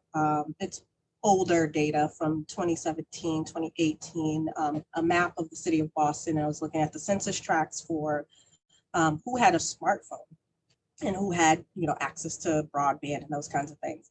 And even in the city of Boston, there were census tracts that had as high as 20 to 30% of people in that census tract who did not have a smartphone. Now I want you to think about that, because our answer to everything is there's an app for that. There is no app for that, right? And so that means that technology is a tool that we can use to reach people, but it has to be one part of a larger strategy. And that means that the on the ground stuff that we keep forgetting exists, except for when there's campaigns. We do on the ground stuff and door knocking and all that when we're campaigning. We don't do it in like just for regular stuff, except for some of us who are community organizers, because we, you know, those are the things that we've been taught, and we understand the power of those types of communications. And even in COVID-19, there's a way to still do the ground game stuff. So we need that low tech and high tech. From a technology perspective, we can still reach people. You know, it doesn't mean everyone does not have a phone. So we can use text as a tool to communicate with folks. Simple websites that link can bring people to that can be seen on a device. They're even on flip phones, they still have the internet on them. You know, that was 3G. Right, 3G phones can still like look at the internet. And so there are different things that we can do, but it has to be informed, and we have to have multiple strategies. The days of having one strategy for everything we just need to throw that out the window. There is no one strategy for everything. We have to have overarching goals and direction we're heading in, and we have to have the different strategies for different realities so that everyone can head down that same direction. Mm-hmm. Yeah, I would say that the digital issue is significant, especially in the work we do and in very kind of practical stuff. So you look at, we're doing a lot of work with restaurants right now in response to COVID, and BIPOC owned. How many of them don't have a website? How many of them are not connected to an online sales strategy? How do you get them set up? And how does that not become extractive? And so we've been doing everything from how do we get the point of sale companies to work in these communities, to see these communities and the census tracts as not more redlining. It's just like a whole other thing where Uber Eats and others are not, they don't want to take on certain neighborhoods. So that's a whole, like, so where does racism fit? Like, as you move into the digital work, you're just like, really? They're not food is food. People want to eat. Like, it's money. You think money is the thing that's going to drive. But what we see is where racism rears its ugly head, and classism across all of what's happening. And so it's not just about the access piece for the individual or the experience of the individual who needs to know, or the education. And so what we find ourselves doing is everything from advocacy to get those companies to be working with our business owners, to then doing the training for the business owners to have enough that they need to be able to participate in the digital world, but also recognizing that that requires time. And it's time is the thing that, particularly if you are low income, you do not have. And so how do we now start to think about so we're starting to think about, well, is there like a collaborative strategy where, like a cooperative model, where we're supporting businesses by providing shared services that can allow them to get access into those markets. And so just, again, trying to look at this from a human-centered design side of things to say, what is the challenge that we're running into? Like, some of it is the structural issues, like, wow, you can't get 3G and 4G in neighborhoods, right? Like, okay, that's terrible. Okay, people don't have the phones. Okay, so where is it that we can, and that's all the intersectionality. So where is it that what we can do that can actually have an impact? And that requires us to look at the individual, and then as well as the piece that's around them, and how are we supporting all of that? And so that's really where we're trying to lean in. I will also say, like, I don't know. So I'm also feeling like, man, this is where I'm a Luddite. Like, I'm not sure how to stay tight on digital, but knowing that is for sure, we got to get ahead of it. We got to get ahead of it quick, because it is passing our communities by. And it's very powerful when you think about, like, I know some of the emails about rural, urban, like, how do we make those connections? There's enormous opportunity if we can start to build our own capacity around where digital can be part of our own future. But I think it requires not just about the individual, it requires the systems change piece.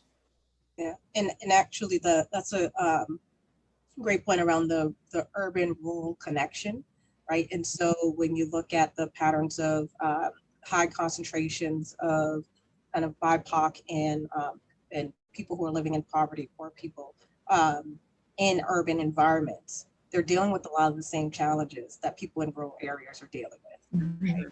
Right? Even from the access to the internet perspective, you might have access to the internet, but the quality of that access, the reliability of that access is something else. And some people don't have that even. And so just as we're thinking about, the challenges and opportunities. And another thing I'll say just as part of staying true to my values around kind of reframing that we're talking about a lot of the challenges, by some of the patterns of the challenges BIPOC communities are experiencing, but that is not all BIPOC people.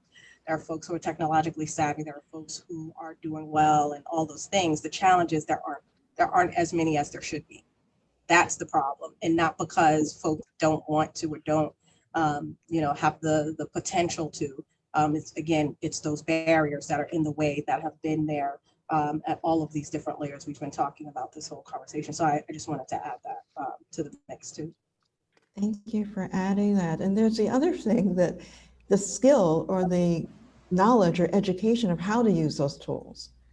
That is really, you can give me the smartphone, but I have so many things on it I can't even navigate. And I wish I could, but we're having always to think about the both and in that. There was a question here about how do you work with tension, because we talked about the fluidness and the different places we're all coming and as we're evolving and becoming our best selves. And it was a question here about how do you work with the tension between supporting more equity and justice within the economy and knowing that the very roots were created to be where we are. The very roots of what we're experiencing was intended. It was not by accident. How do we work with that tension and how do we move beyond that? Jen, Dr. Martin.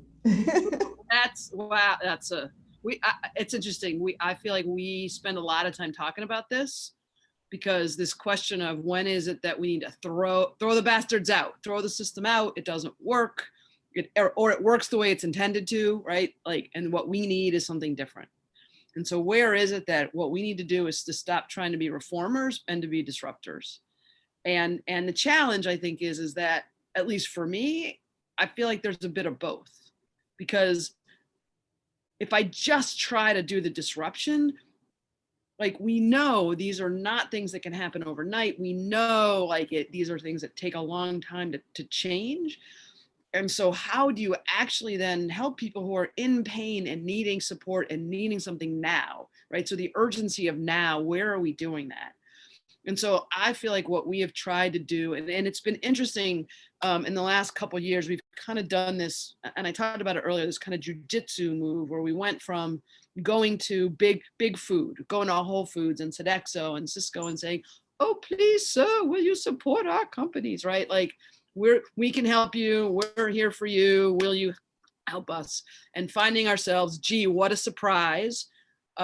Greenwashed, brownwashed, call it what you will. You get the one thing that they do. They tell the world how great they are. They pat themselves on the back and they don't do anything again. This is not systems change.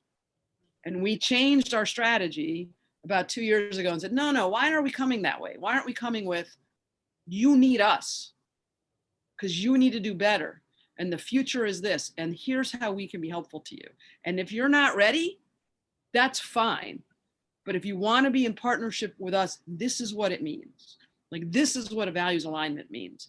And if you're not, I'm not going to talk to you if you're not going to do that. And what's been fascinating is how powerful that's been and how much people have been, like, it's changed their behavior. Literally, like, Sodexo, the head of Sodexo sustainability for all of North America is like reaching out to me multiple times to ask me if I'll be part of a project that they're doing. Wow, that's some power, right? So what do I do with it? So with power comes responsibility, what we do with it. But I do think that there is this, like, this way where we have to think about the balance between disruption and revolution and reform, and like where we're comfortable in doing that, because at the end of the day, we need those agitators and organizers on the outside continuing to fight. And you still need those people on the inside that are going to continue to try to do the best they can, knowing that they're in a system that is what is wrong with you?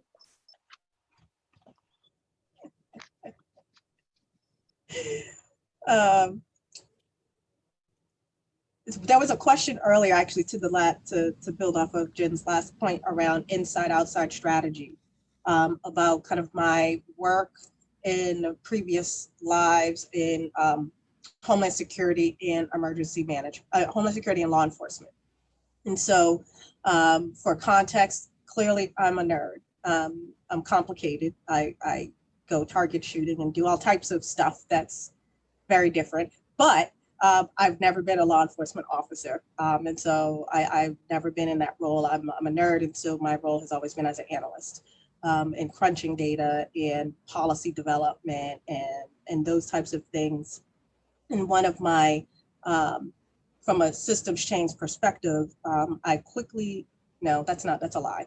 I slowly learned that a lot of the challenges that we see in organizations, and a lot of challenges I was seeing in the organization, I could actually say something about it, right? And so it took, this is where I started, we're coming full circle, but I struggled in the beginning to speak up in those moments. But then I learned that once I started speaking up, people were like, I hadn't thought about that. Oh, okay. And I'm thinking it's obvious. I'm like, well, this is going to be obvious if I say it, but I'll just go ahead and do it. And through all of that experimentation, the power of our voices in organizations is crucial. In an ideal world, the organization has a culture and a structural and process and all of those things that are constantly working to facilitate equity. However, most organizations are not that. So in light of that, if we're not in charge of the organization, what do we do when we're in it? And part of my journey has been in those spaces. How do I not lose myself? How do I figure out what I'm willing to risk, right? Because in any given moment, you have to risk something. If I speak up, does this mean that the risk is low and that that person won't like me anymore? Or is it that my boss is now like, you're a problem, and you know, we might have to figure out reasons to let you go, right? Am I willing to risk that in these moments? And so I got to a place in my career where I got more and more comfortable with the idea that I had value. I had built a career, and I was starting to build a career that I was willing to put things on the line that other people didn't have the privilege to put on the line because they need to feed their families. And I needed to feed my family too. But I also knew that I had options, right? I didn't have to stay in toxic environments, and that in those spaces that I didn't have to let them poison me, that I could actually kind of speak up even when folks were like, oh, Atiya's saying something again. Yep, I'm saying something again. And so I think being able to build that muscle is really important, because the more people who can do that in spaces, even when it's hard, even in law enforcement, when you're the only person that's not a white man sitting at a table, to be able to do that is really important. And I think, you know, it's usually the most insecure people that are extra threatened by that. So, you know, I also had to figure out who were those people, who were those extra insecure people that I needed to be paying attention to, and was that my boss? Who was that? You know, where did they fit in the structure, and therefore what was I risking? And then the last thing I'll say is, from when we do have impact over the program, just even if it's just within our, I'm the program manager, so I can control the program at least, even if it's influenced by other organizational stuff. What kind of proactive, intentional things am I doing in order to have a lens of equity, which means that, do I have a group of folks that are advising me, that are representative of different perspectives, so that I can make sure that I'm being held accountable? I always did that in every role I've ever held. I always had a kitchen cabinet of different perspectives, across different experiences, in order to help me think clearly when I'm in those spaces. Because when you're in institutions, it's really easy to get sucked into the vortex that they are. Right? Like, many of us know those people, right? Like, you knew them before they went into the space and they were amazing. You're like, oh, they're going to go in there and they're going to do it. It's going to be great. And then they get in there and you're like, I don't even know who they are anymore. Like, who is that person? Right? Like, that's a real thing that happens to people. And so how do we make sure that we're building that capacity for ourselves, so that we're also being held accountable? Because it's easy to get sucked into that space. And it happened to me one time and it never happened again, because I developed a strategy so that I wouldn't get indoctrinated into these ways of being. Well, I am taking a deep breath right now. There is so much wisdom flowing. Time is flying. Conversation in the chat. Many appreciations. And we have to pause. We have to pause. But we know that this is certainly not the end of the conversation. The work continues. Just so appreciative of both you, Dr. Martin, and you, Jen Fagel, for joining us during this time. Thank you for all that you do, for sharing your experiences so vulnerably, for modeling the kind of leadership that we know is necessary to take us away from this white supremacy, borderline personality disorder creating kinds of culture. Can we name it that? I don't know. Thank you.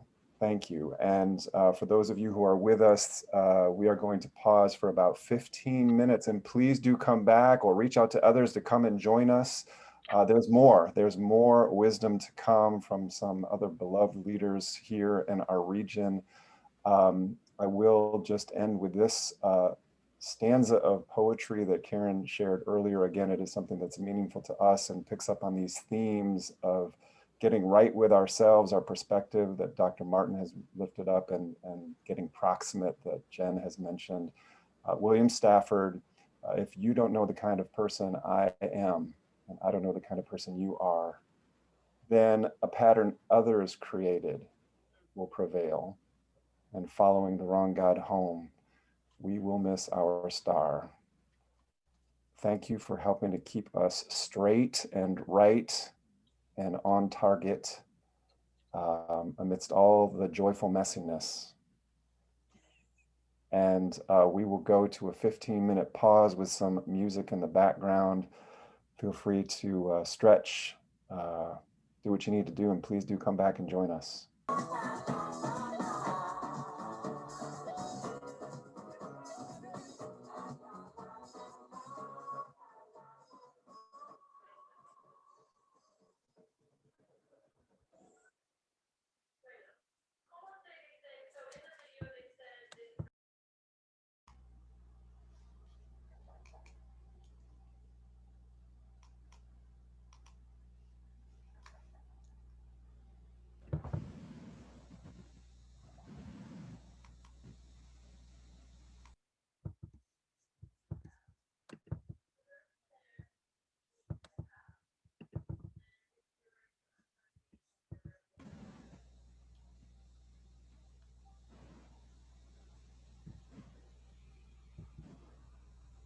All right, I think we're back, Karen. Are we back?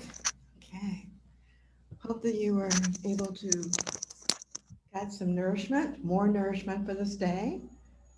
And if you remained with us, you were being soothed and moved by Stevie Wonder's music. So hope that that was, again, another moment of nourishment for you. So we're going to continue this time together with a group of people who are near and dear to FSNE.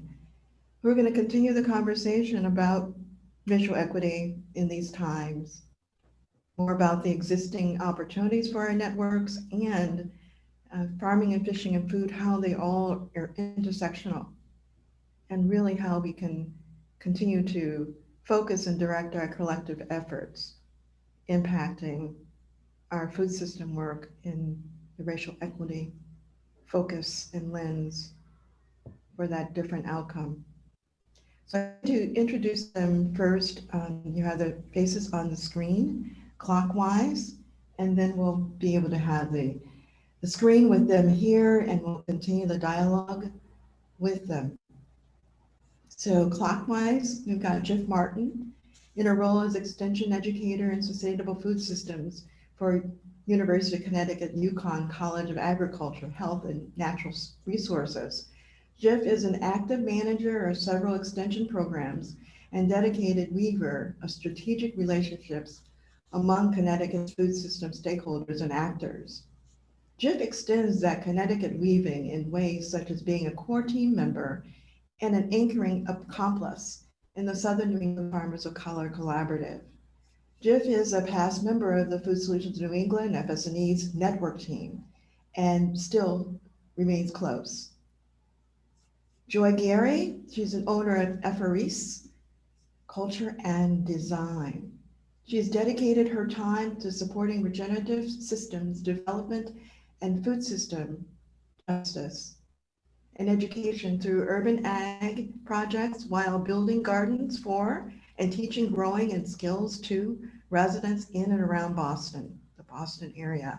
And she is a member of the FSNE Food Solutions New England's steering committee. And we have Ian Mcsweeney, and his career and life's work has been focused on human connection to soil and food through a career involving and evolving around nature-based social worker, real estate, farm conservation-focused philanthropy, and now leading the Agrarian Trust.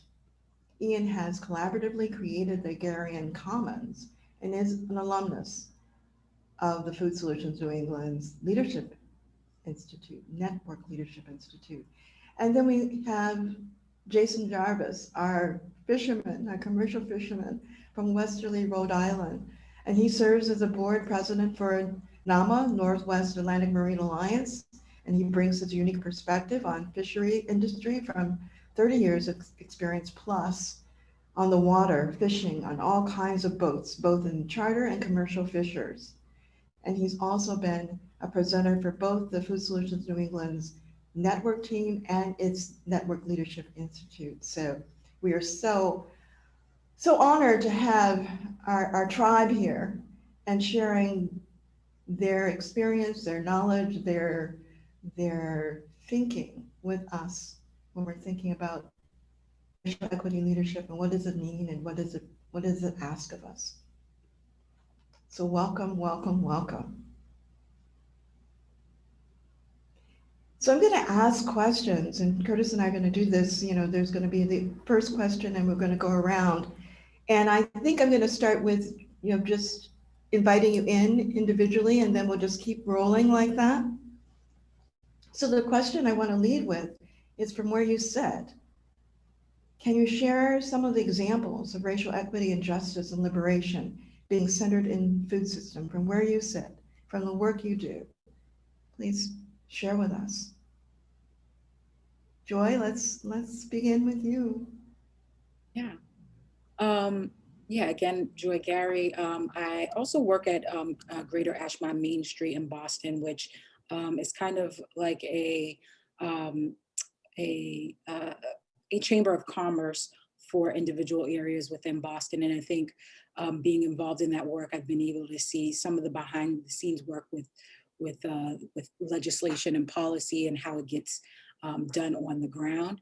And I think in food access in the Boston area and Massachusetts specifically, some of the things that have been rising is that recently there was the Boston Food Access Council that was instituted in 2019.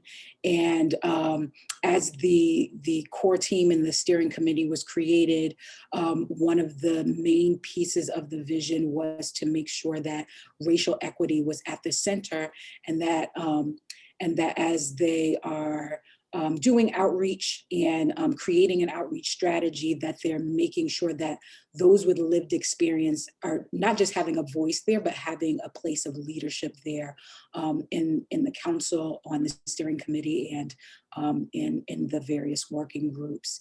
And I just see that there's just kind of a lot of coalitions that are building and giving rise to making sure racial equity is a major piece. I guess another example is the National Young Farmers Coalition just launched a chapter from Massachusetts and has been identifying farmers of color to take lead in that initiative, but also identifying how the racial equity bill is one thing that we want to support that has just recently been launched and filed for Massachusetts. So I think there's a lot of things building from the political side. All right, thank you for that. So moving on to Jeff, you have this university perspective as well as the community intersection that you do there in Connecticut. Sure. Thank you, Karen. I also was going to mention the National Young Farmers Coalition, also give a shout out to them. I think they're doing tremendous work, and our chapter here in Connecticut, New Connecticut Farmer Alliance, is also part of that work. But I can't help but talk a little bit about the Southern New England Farmers of Color Collaborative, and the work that we're doing there with Joy and Karen, and certainly racial equity is at the very, very center of that endeavor. With the focus of creating new training opportunities for farmers of color in Rhode Island, Massachusetts, and Connecticut. So really the structure of that work is embed, the concepts, the structures, the practices, start first and foremost, I think, with racial equity at the center. But the other space that I spend a lot of my time is in the farm to school arena, which for a very long time has, focused a lot on what's the food being served in the cafeteria, and hoping that kids have, exposure experiences in school gardens, et cetera. And that arena has shifted quite a lot just in the past 2 years, and racial equity is coming to the center. I think I will say, I wouldn't say it's at the center yet, but it's coming to the center. give a lot of credit to the National Farm to School Network for leading on this and, you know, sort of resetting the button that you can't have food justice without racial justice. And that's really changing some of the conversations there around policy. And we are trying to emulate that and embed that in our work in Connecticut as well through our Connecticut Farm to School Collaborative. And just to illustrate an example of that is the conversations around universal meals has had a tremendous uptick, helped a lot by COVID, because the COVID crisis has made it really evident to a lot more people than used to think about it. I think just how critical school meals are. And so if you pull that thread a little bit, you know, like we're requiring that kids go to schools, but we're also making them pay for their meals. You know, there's tons of, and if you talk about, you know, educational systems where there's so much systems of oppression baked into that, into the school environment, not to mention like the food that's coming into it and the agriculture behind it. I mean, there's just so much embedded system oppression. And so, so universal meals is a place where the farm to school universe is realizing they need to relocate and be pushing for universal meals, which helps on access, but it also changes budgets tremendously for schools in such a way that then they can potentially purchase locally grown, values-based procurement, good food purchasing, all those other policies that we also are hoping to raise up and promote. I'll stop there. Thanks, Jeff. Now, Jason, you know, most of us spend our time in farm and food, and being able to hear what does this look like in the industry of fisheries and fish? What does it look like, and what examples can you share? Well, it's a pretty interesting conversation that came up recently. And I think it's interesting that some of the conversations earlier around equity in general, not even just racial equity, but equity, and the fact that commercial fishermen have been treated poorly and have had this systemic issue of being assumed guilty. You're doing something illegal. You're a pirate. You're a criminal. You're a drug addict. You're an alcoholic. You're dirty. Go down the list of all of these terms that I heard as a young person of color.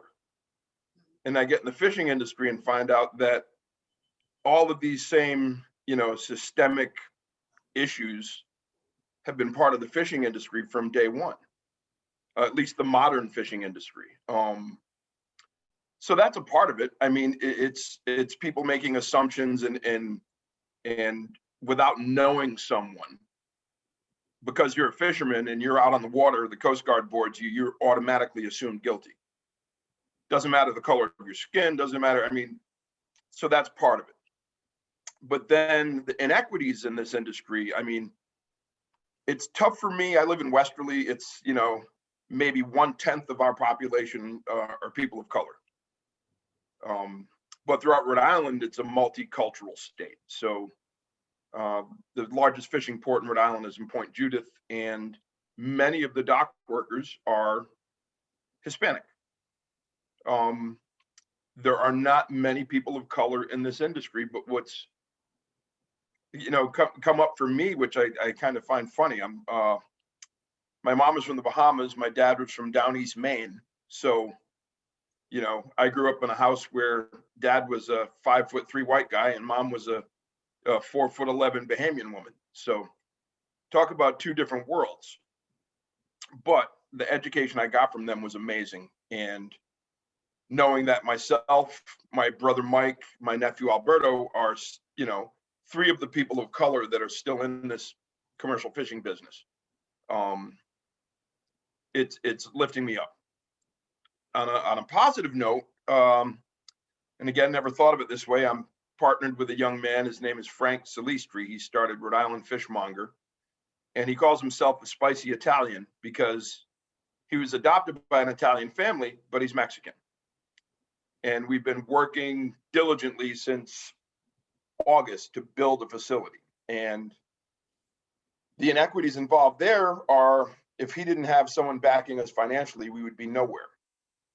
But we're still struggling because it's a fishing industry. And we sat back and looked at each other one day, not thinking we're people of color. We're just two guys trying to start a business. And then we sat back and started laughing about it because he's from Yonkers, New York. And he looked at me and said, so where are all the brown people? You know, he's in West Rhode Island. Where are all the brown people? And I started sitting back and thinking, you know, that's a long story. But it is amazing that we've gotten to where we are now. We've had a few setbacks, but two brown guys trying to get capital for a fishing business without me mortgaging my house, it's pretty difficult. But if I wasn't a person of color, and if Frank wasn't a person of color, and we approached a bank for a loan to open up a food business, and we didn't include fishing in that, they'd say, sign right here. So that, I think, is one of the biggest inequities that we've come to see over the past 6 or 8 months, is that if we weren't people of color, we would already have this business up and running because people would have thrown money at us. The Rhode Island Foundation, I believe, though, is going to be helping us out here shortly. We've definitely applied for a whole pile of grants, and because the kitchen will be a teaching facility, cooking facility, fish processing. We're partnering with local farms. It's going to be a HACCP certified kitchen, and it's a great vision, and it's coming to fruition. So hopefully in April that will happen. So on a positive note, you're going to have a couple of people of color running a place that supplies the local community with fresh seafood and produce. And we'll go from there. That's good news. That is good news. So we're going to go from sea to land, Ian, and share with us with your land access work that you're doing for the next generation. What do you see and what examples? Yeah, thanks. And so, you know, my work as kind of framed in the introduction was, I feel we're disconnected from land, from each other, and from community. And I also feel that, you know, liberation comes through the land, and the fact that the disconnection and the unjust ownership, access, tenure to land exists, creates an unjust foundation for everything else we're talking about. And the reality is, you know, of farmland ownership is over 98% white. And it's not just the ownership, but it's all those systems. And just as was mentioned, you know, access to capital, access to legal services, access to other kind of systems of ownership and structures of ownership. So really what I see as kind of a real need to address, and examples of success are around some land trust work, and, you know, some land trust work being community land trust work, and, you know, bringing forward examples of local Dudley Street neighborhood initiative that's long been a leader, and more recently Northeast Farmers of Color land trust are really great examples of what could be and a hope for the future. And the reality at the same time is that looking at the history of New Communities Land Trust and the treatment and outright racism and theft that you know has continued for their whole life there, while at the same time we in New England have a 100+ year history of conservation land trust working without any such treatment, right? There's not the racism, there's not the theft, there's not the kind of treatment received by conservation land trusts in the same way. And so why does that happen? You know, community land trust, New Communities was a community land trust started by people of color, right? And so, how they were treated, how they are supported by other land trusts or not supported by land trusts is really telling. So, the examples of where it's working well is when there's some amount of power to affect change on the ground and create new connections to ownership of land, new connections to tenure and equity building in land. And so, the work we are doing, Agrarian Trust, and some others are doing around recentering ownership of land in local communities held by those stakeholders who are on the ground is critically important. Thanks, Ian. And I'm going to put out another question here. I'm going to try and weave in some of what's coming up in the chat. And again, thanks to everybody for leaning in there with your comments, reflections, what's resonating, extending the conversation. You each have mentioned this either explicitly or it's implicit to some of what you're saying in terms of how you're trying to advance equity and liberation through your work in the food system.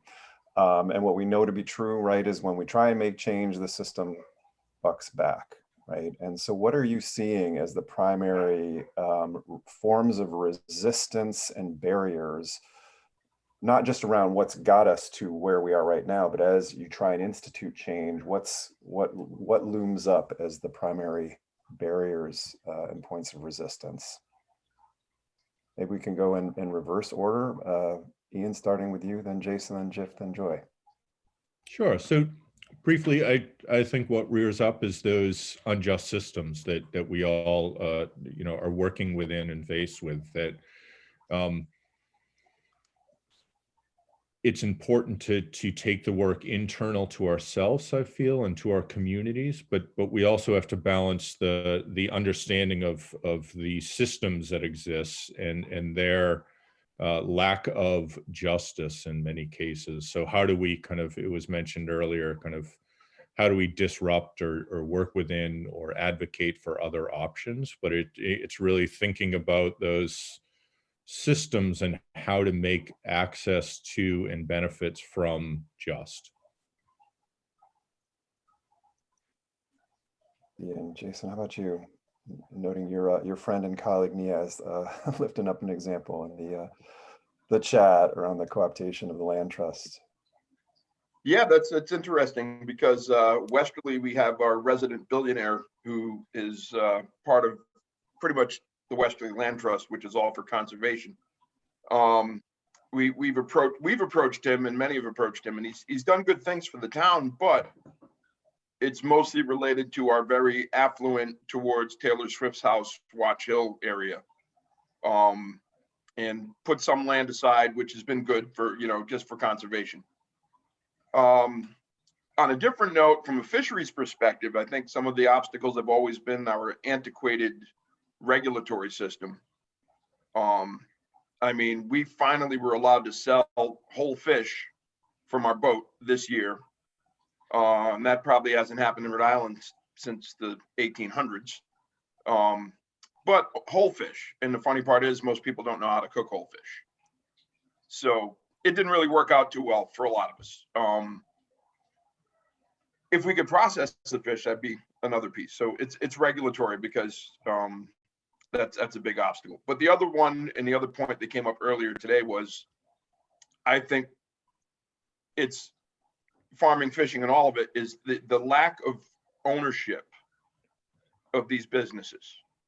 And when I heard the affordable housing piece come up earlier, I never thought of it that way, but so much money from the federal government is put into this affordable housing programs that only benefit the people that own these buildings.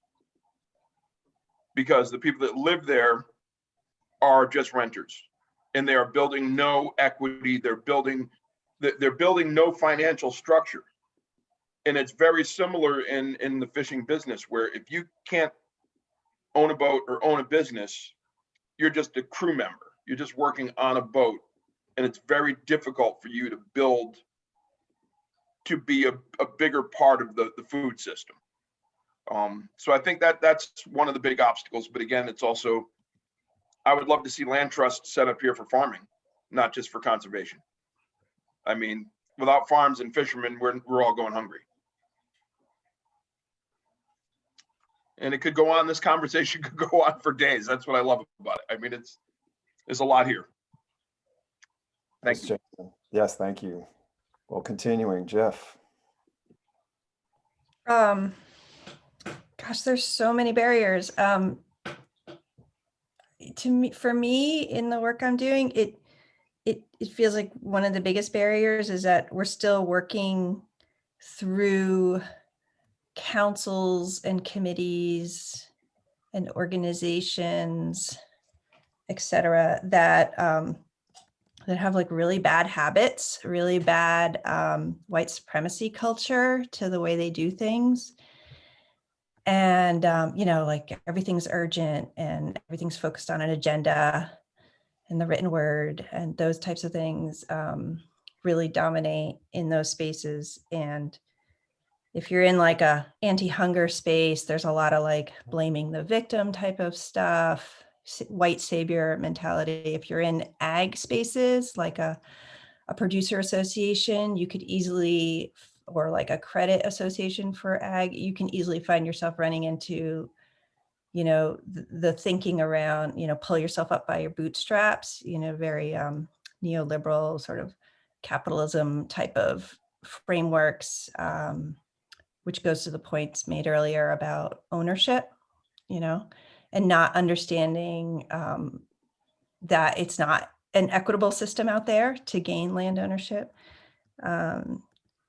But somewhere in the middle of those two spaces, I also find that when people, so I find myself usually drawn to the newer spaces that are being built, the new committees, the new councils, the new efforts, because those are being built without 10, 20 years of that needs to be retaught, relearning.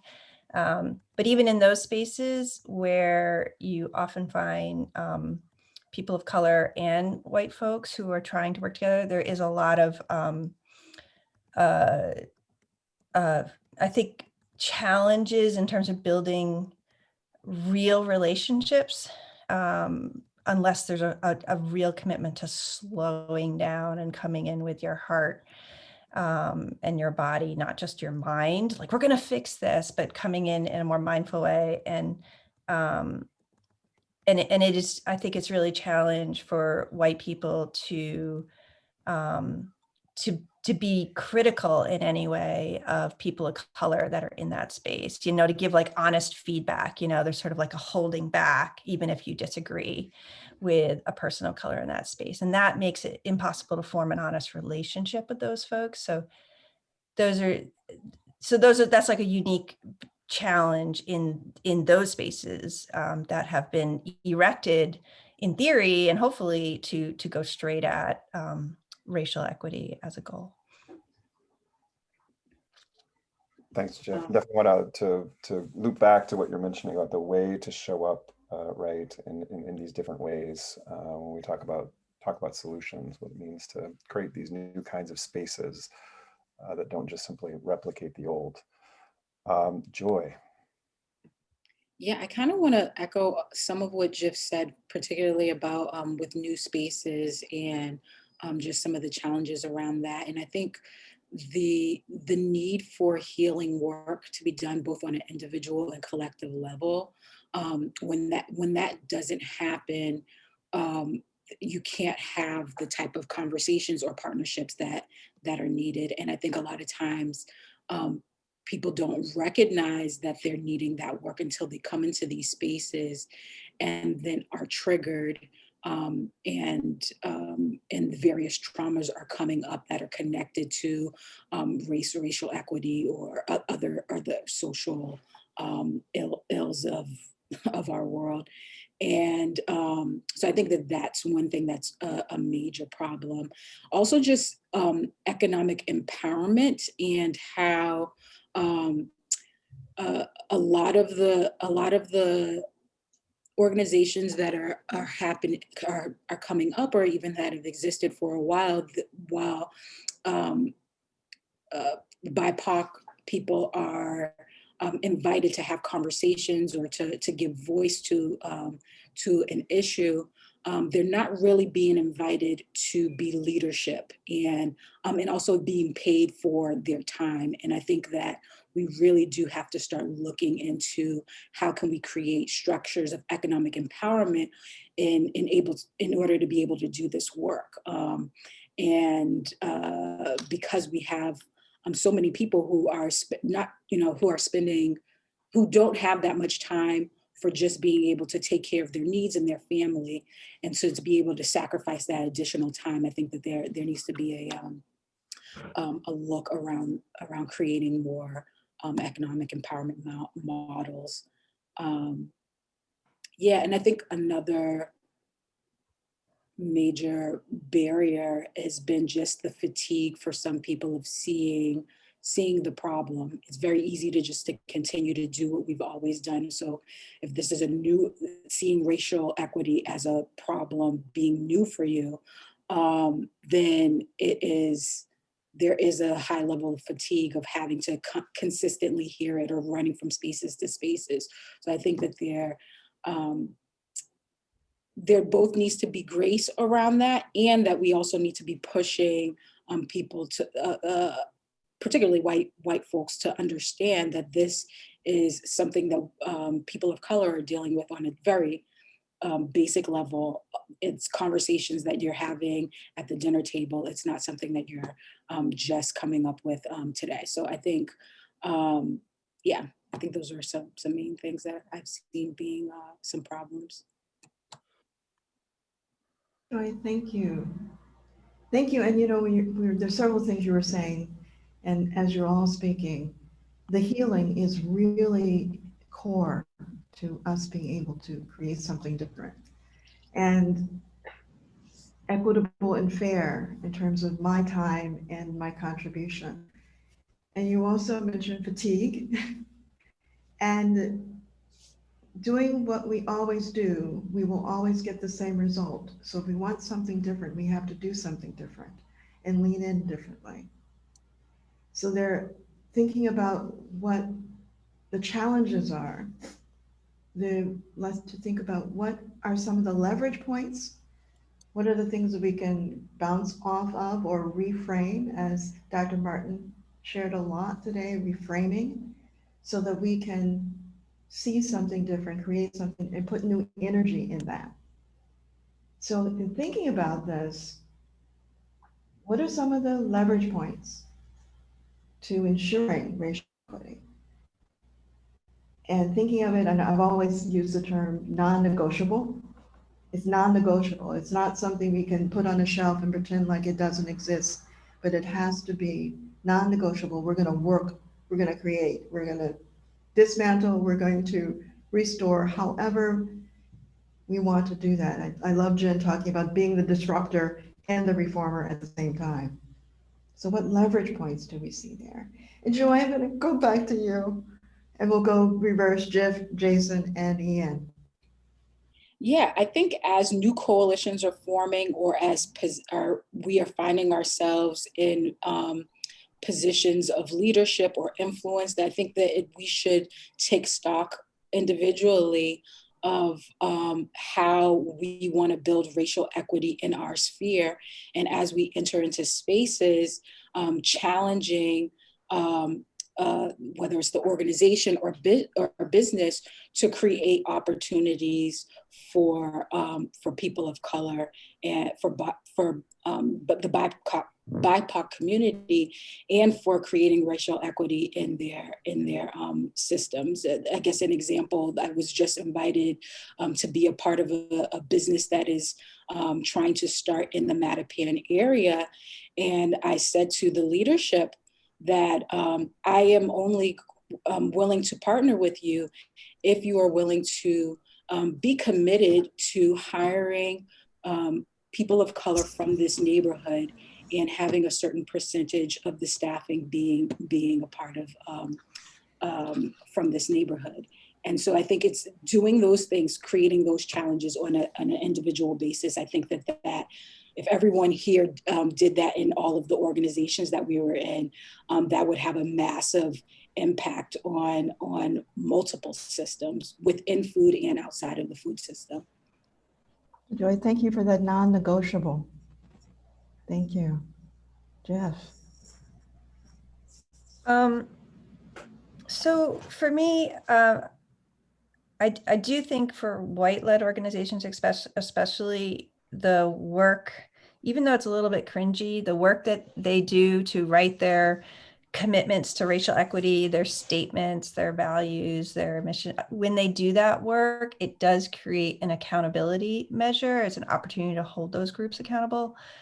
But getting beyond just those statements, to me, it becomes non-negotiable when it's in the practice. So if the group is does a really good job decentering decision-making, right? So everybody has to somehow be a part of this decision. Even if it seems like a small decision, you know, if you have more distributed decision making, if there's participation in budget making, you know, so many, not like one person that writes the grant, but many people are working together on what, because I don't know who said it, you know, budget is a moral document, you know, like those types of practices seem super important. Also, spending it and what might seem, for those who aren't used to it, an enormous amount of time just bonding, you know, sharing, you know, you schedule an hour meeting and you spend the first half hour checking in with each other. Like that's actually that's part of the work. That's not just talking about your kids or your dog or whatever. Like that's actually really critical work that makes the work of racial equity easier to accomplish. And certainly for folks that need to do their personal journeys, as we all do, because we all are infected.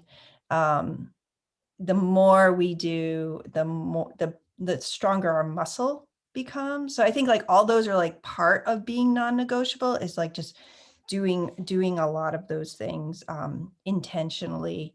Not just I went to a training last month for one day, but it becomes this like daily habit. So the 21-day racial equity challenge is a 365-day, you know, you have to do it all the time.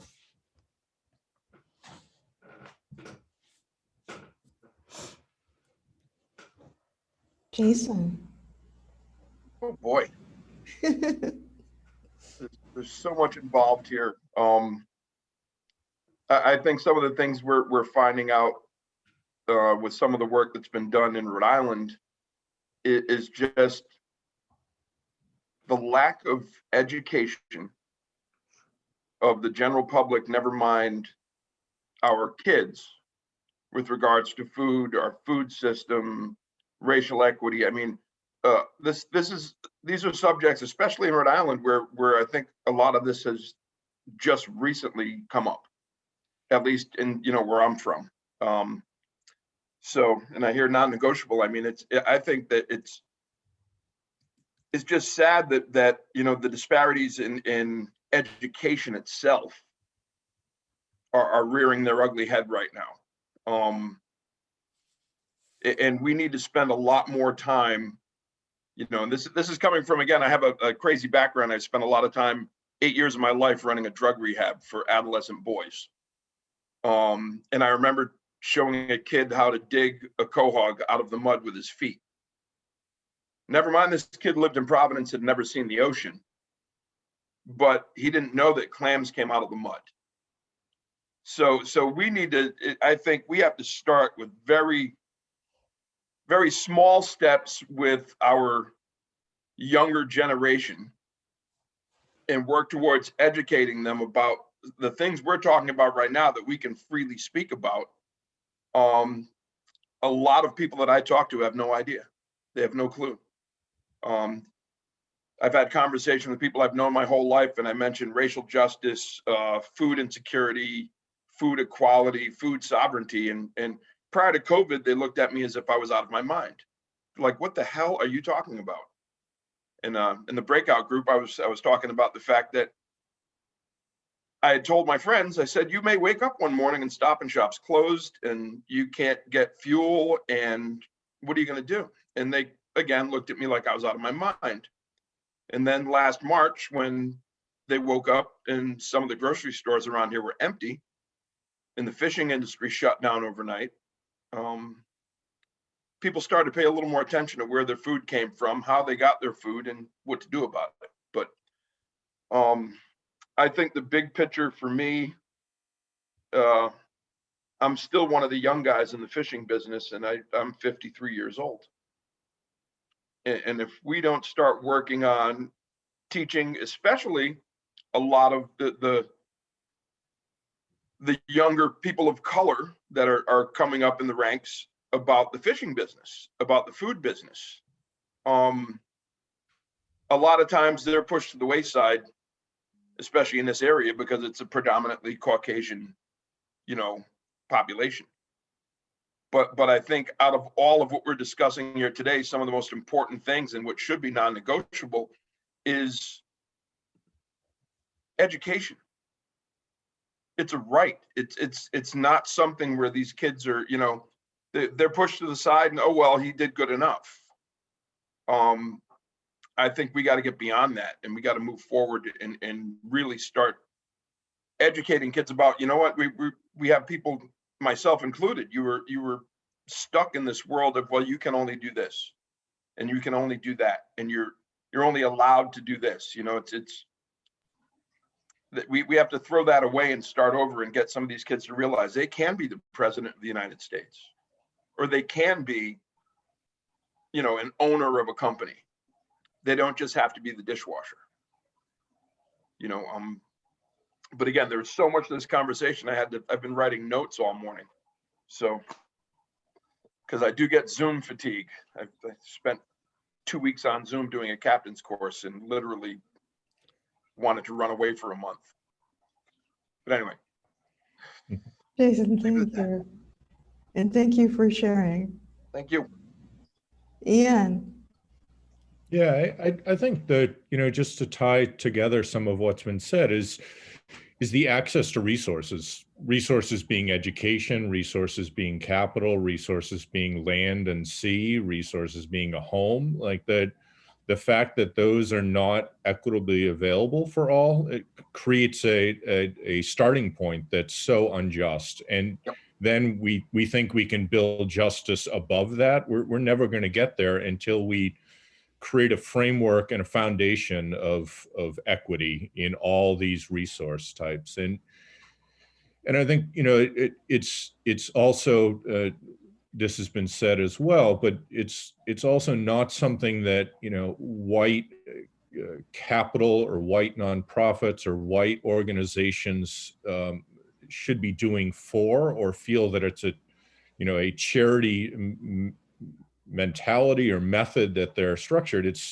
This work has to be biracial, and it has to be done collectively by people in communities. So until we start centering the, who's at the table to make decisions, who's at the table to make the budget, who's at the table to access those funds in a way that is cross race and is looking at a shared decision making and a shared kind of receiving model, we're never going to get there either. Thanks, everybody. We are just a few minutes away from inviting our participants to go back into some small groups, and wanting to lift up some of what's coming up in the chat, mentions of corporate consolidation. I mean, Jason has already taken us there, and some of your comments, the mention of these rich white men buying up vast tracts of farmland, Bill Gates, etc., Jeff Bezoses of the world. We at FSNE are definitely looking at this happening and saying, we need to be a much bigger we to confront that, right? And so taking a page from the playbook of the Poor People's Campaign, the idea of fusion organizing. I mean, how are you thinking about, those these actual, we're watching it happen, consolidation, further accumulation of more resources by fewer people, as being a crucial thing to name and address. What are your thoughts about that? Confronting consolidation, confronting, more and more, going to fewer and fewer.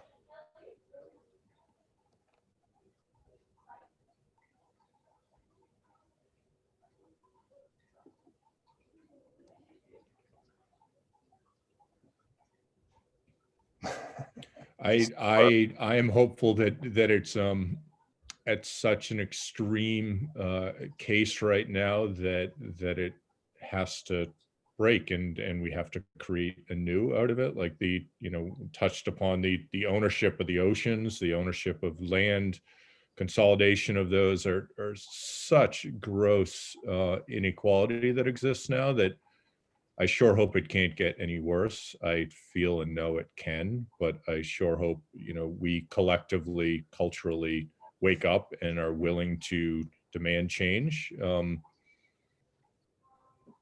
To hope, but.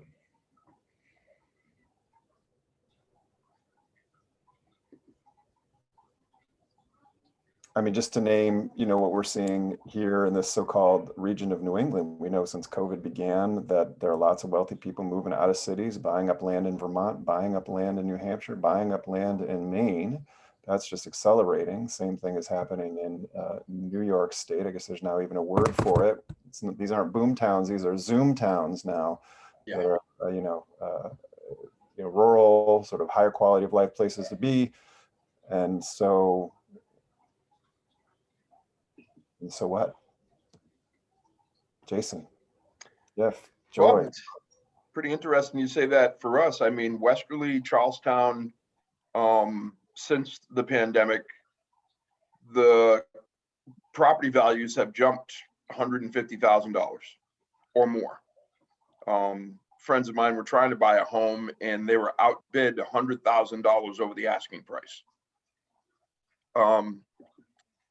So that end of it's definitely frightening. I think Rhode Island is fortunate in a couple of ways, but one of the biggest is the Rhode Island Constitution guarantees the residents of the state access to the shoreline, which I never realized how big that was until I realized I don't think there are many other states that have that.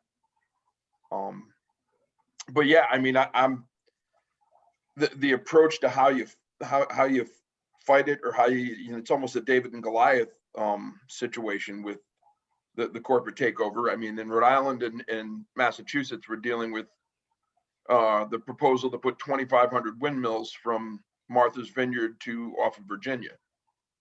And those are permanent structures that will never go away. And they're beneficial to some because they do create a different ecosystem for certain species of fish.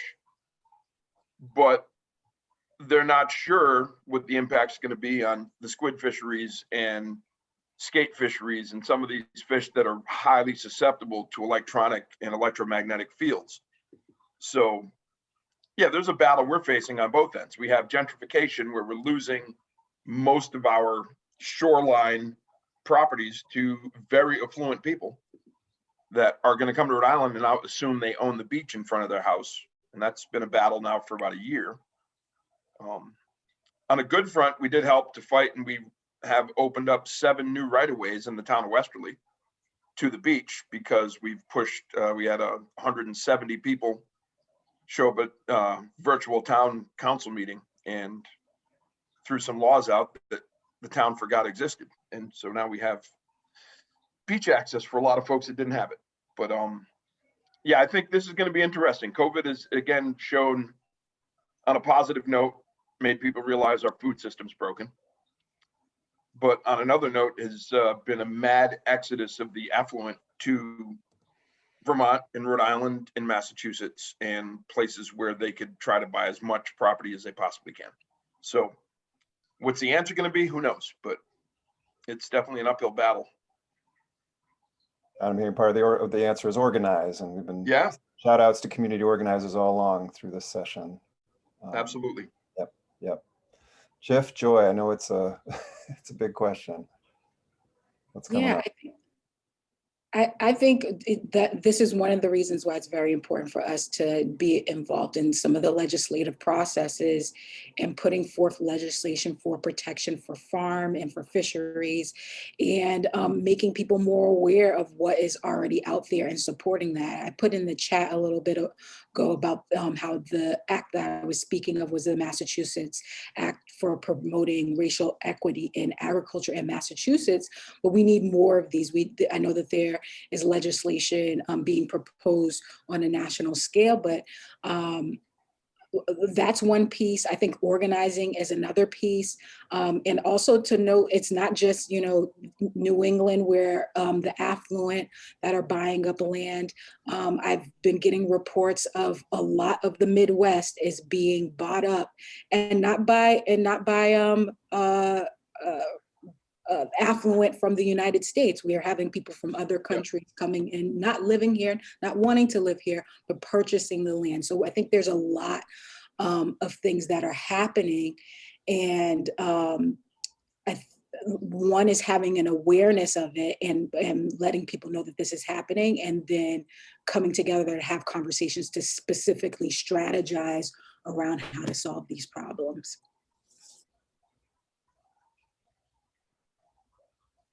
Thanks, Joy. Anything, Jeff? I guess when you opened up this conversation, a couple of thoughts came up. One was that in Connecticut, we actually had a different impact initially.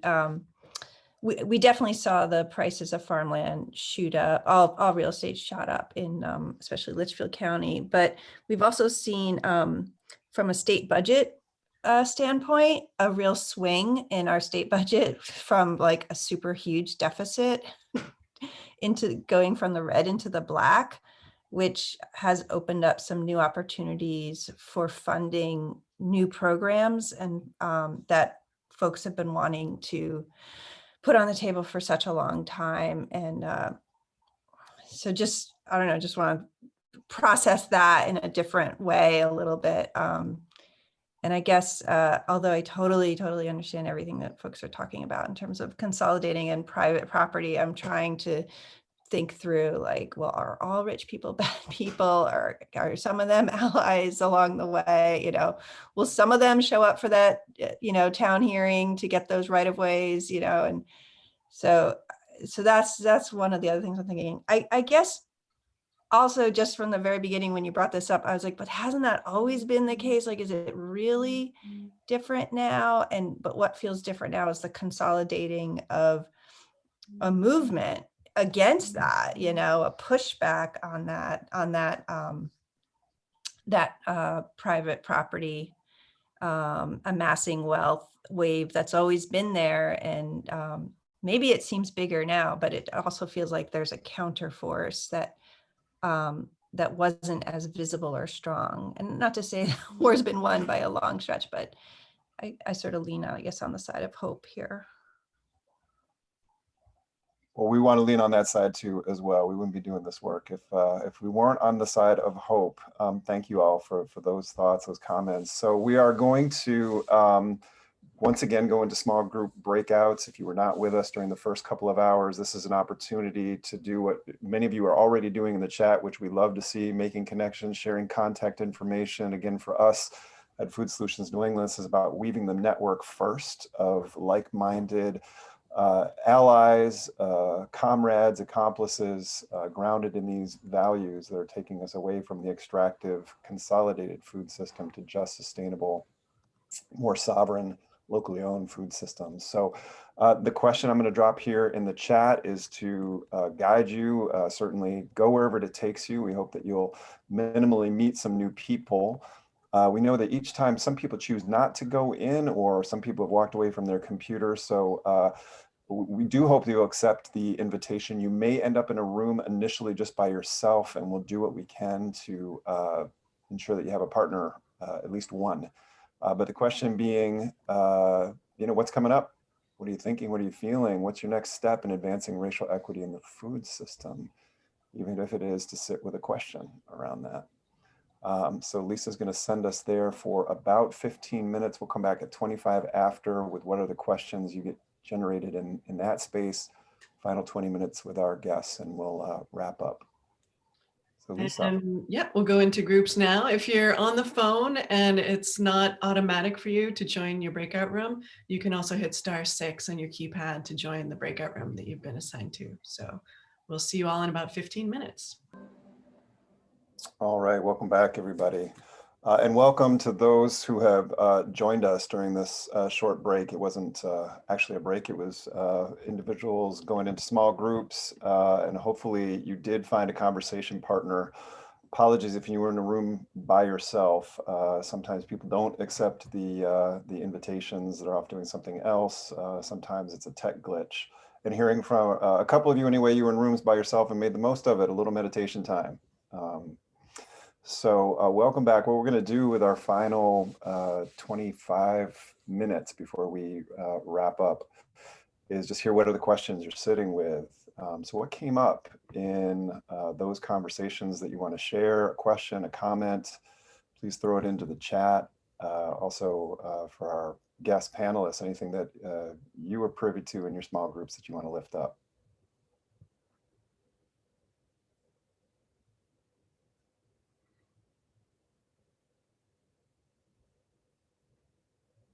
Lisa, also looking to you for some help here in the chat. If you're seeing anything coming up, please put your questions, your comments. What are you sitting with now? Thoughts, feelings, questions, ideas? Yeah, I think, and if anyone just sort of wants to share a highlight, something they heard from one of their conversation partners that really struck them in particular, that's also a great offering to put in the chat as well. And looks like Susan is modeling that, Curtis. Awesome. So Susan, thanks. Going back to the earlier session, who we surround ourselves with, who's our advisory board that keeps us accountable, grounded, focused. Grant makers coming up, defunding and sunsetting, thinking about philanthropy and all of this as a help or a hindrance. 1,000 thank yous. So inspiring, overwhelming, challenging, and hopeful. Yes. Unbodying white supremacy culture. I'm wondering maybe if that's a place that we might get into to the extent that our panelists focus on white supremacy culture. That came up the first couple of hours with Dr. Martin and Jen Fagel in talking about how the elements of white supremacy culture systemically, of course, create barriers, and that they are actually unhealthy for everybody, right? They're unhealthy for everybody down to the individual. Cognitive dissonance and processing that Dr. Martin was lifting up. How do you account for, pivot away from, lean into something else? Jason, Joy, Ian, and I'm not seeing Jeff. Yeah, I'm looking for Jeff. So Jeff, if you're still here, just chat me and I can put you back in the spotlight.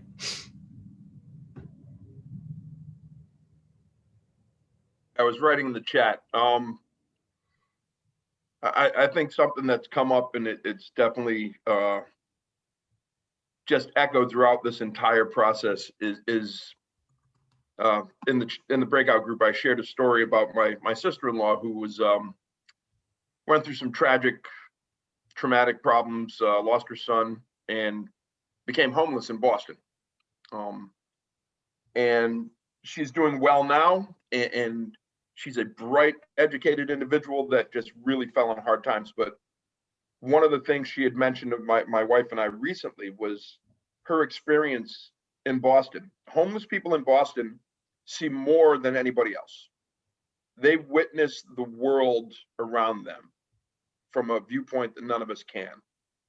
And her input on this was that she would be on the street and she would see people of color, large Hispanic population where she was staying, get on a bus at 6 in the morning and get off the bus at 8 o'clock at night. And these people were the cogs in the wheel of the city. They ran that city. Without them, it would have crumbled. And her point that she made to my wife and I was, she said, if you just took one bus of those folks and handed them each $100,000, they would change the world.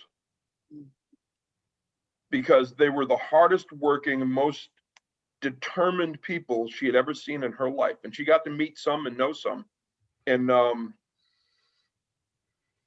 it was just amazing. Some of them helped her lift herself up to realize that she was very fortunate to have been born here and have given these opportunities that many take for granted.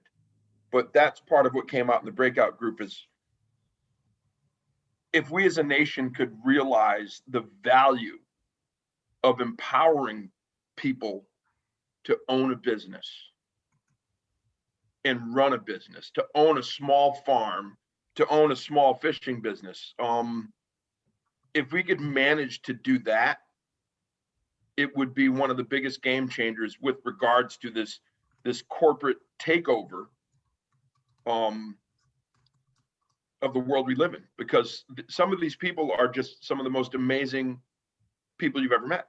Some of the folks she met started from nothing in Boston and now run restaurants, own the restaurants. They started as the dishwasher and they've worked there for 25, 30 years. So they saved enough money and they bought their own restaurant. So imagine if you could give that guy when he was 22 years old, the power to be able to do that. He would already be employing 300 people. That's what I think is such a big default in, as the Jamaicans call it, the shitstem that we have in front of us. People are devalued and are not empowered. And I think that is one of the biggest changes that needs to be made in the system we're in now. And on that note, that's just a small bite of the apple. Absolutely, Jason. Joy, I don't want to put you on the spot, but I was wondering, in the work you're doing in Boston and around, in response to what Jason's talking about, have you had any experience with structures of accountability that helps change that for communities that are most impacted, that we're really engaging and creating the pathway for them? Do you have any examples or any structures you'd like to suggest? Yeah, I think that some of the structures that are being established, I don't think that they're fully established. Is an example is with the Boston Food Access Council, acting as a liaison between the city and the community, trying to bring the community and the city together around food access issues and racial equity, and developing a model to be able to make sure that we're keeping the city accountable to what they say that they want to do. And I think the main thing is being able to bring the community and other partners, whether they are in industry or outside of industry, together to have these conversations so that you have more of a comprehensive perspective. I don't think the community has all of the perspective. I don't think that the industry leaders have all of the perspective. We all need to come together and have these conversations so that we're not in silos. And I think that's one thing that's happening, and seeing there's some other organizations that are doing like very, very similar work. Thanks, Joy. Looking to see what else is coming into the chat.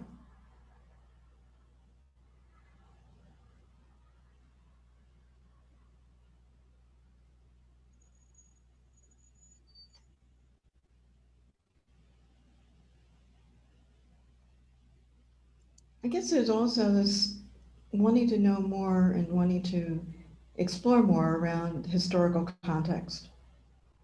And I don't know if any of you have any recommendations for digging deep into that. Would love to hear them if you do.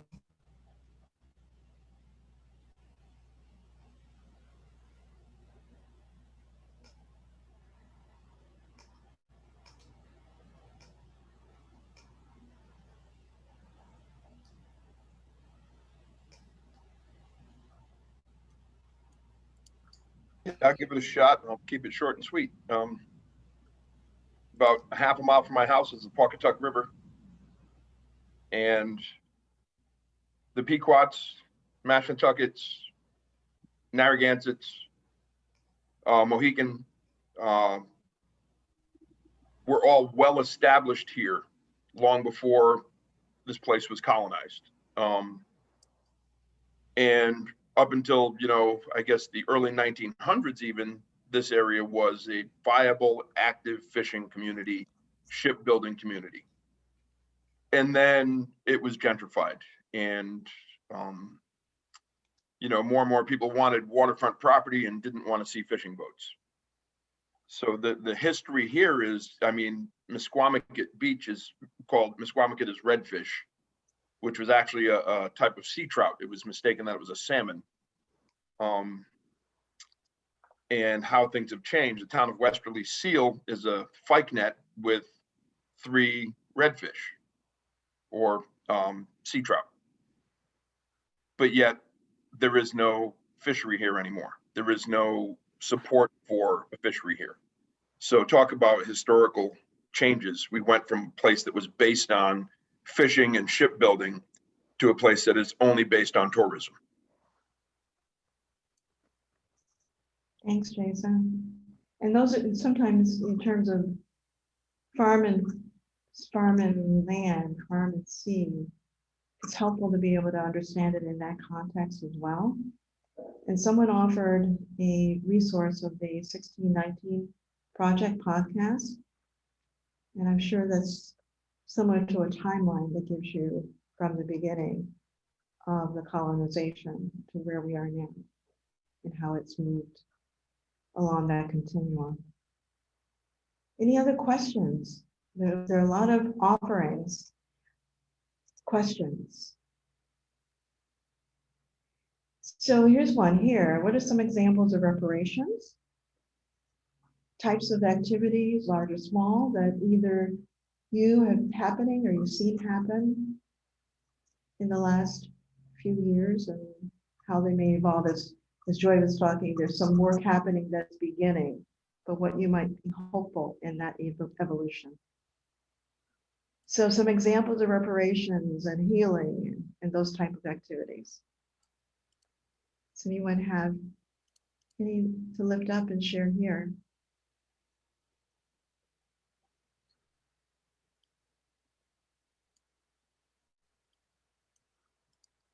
I guess for me, one example, and also in the Boston, Massachusetts area, is BECMA, which is the Boston or the Black Economic Council of Massachusetts, has put forward they started a coalition of Massachusetts, Black Massachusetts industry leaders, and have put forward both a fund, a futures fund that helps Black-owned businesses to be able to function, but they also have put forward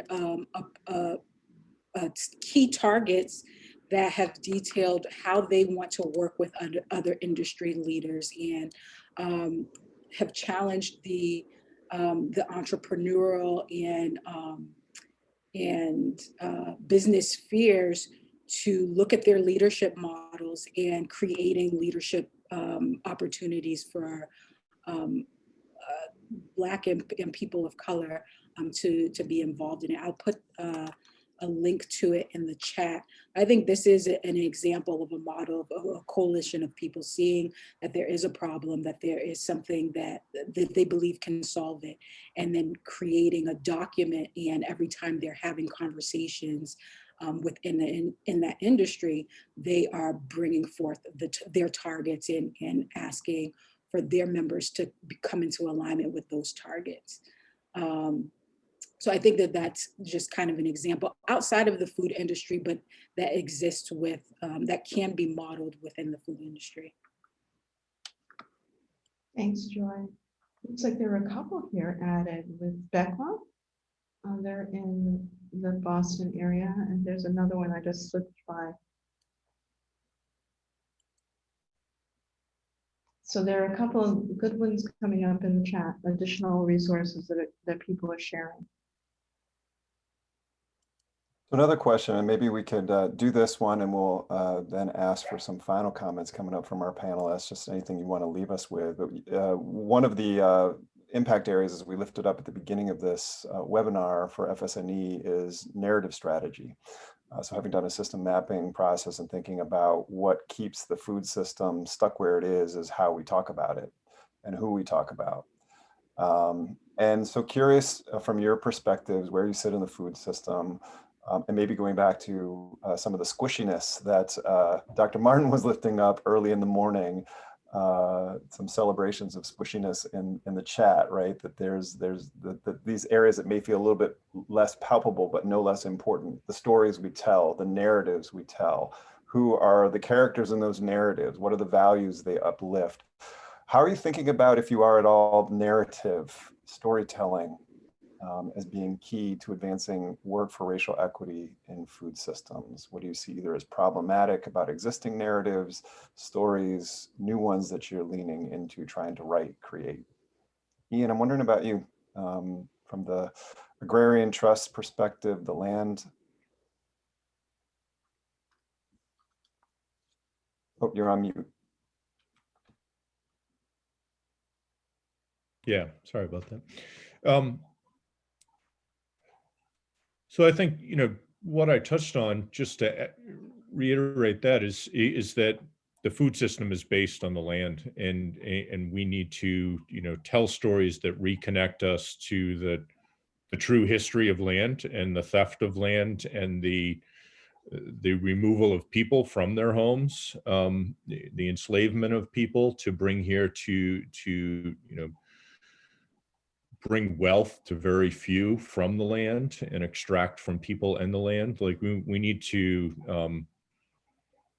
be honest. We need to frame our stories in that context, and we need to kind of build collective paths forward, and doing that, not from external extraction of story, but from community's own words and their own power, and finding ways for their stories to resonate to a broader audience than where they benefit from presently.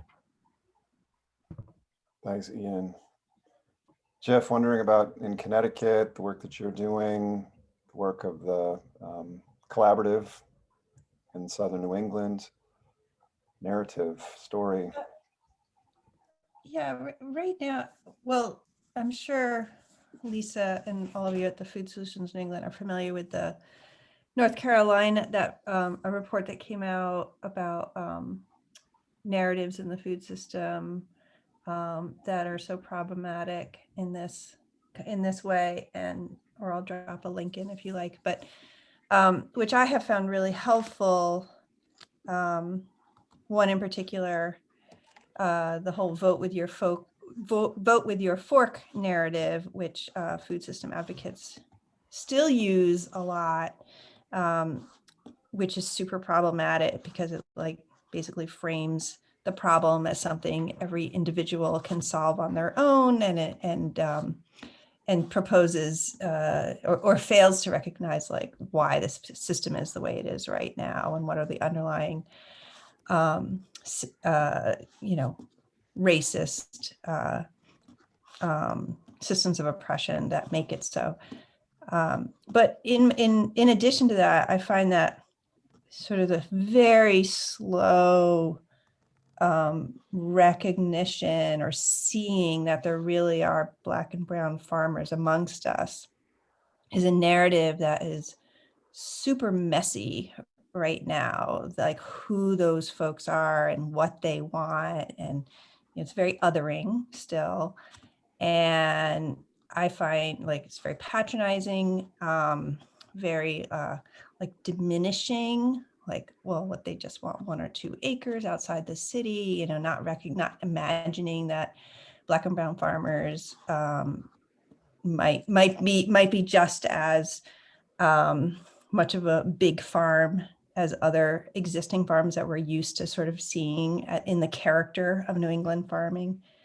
And then go down that road a little bit further, the narratives around urban agriculture are also super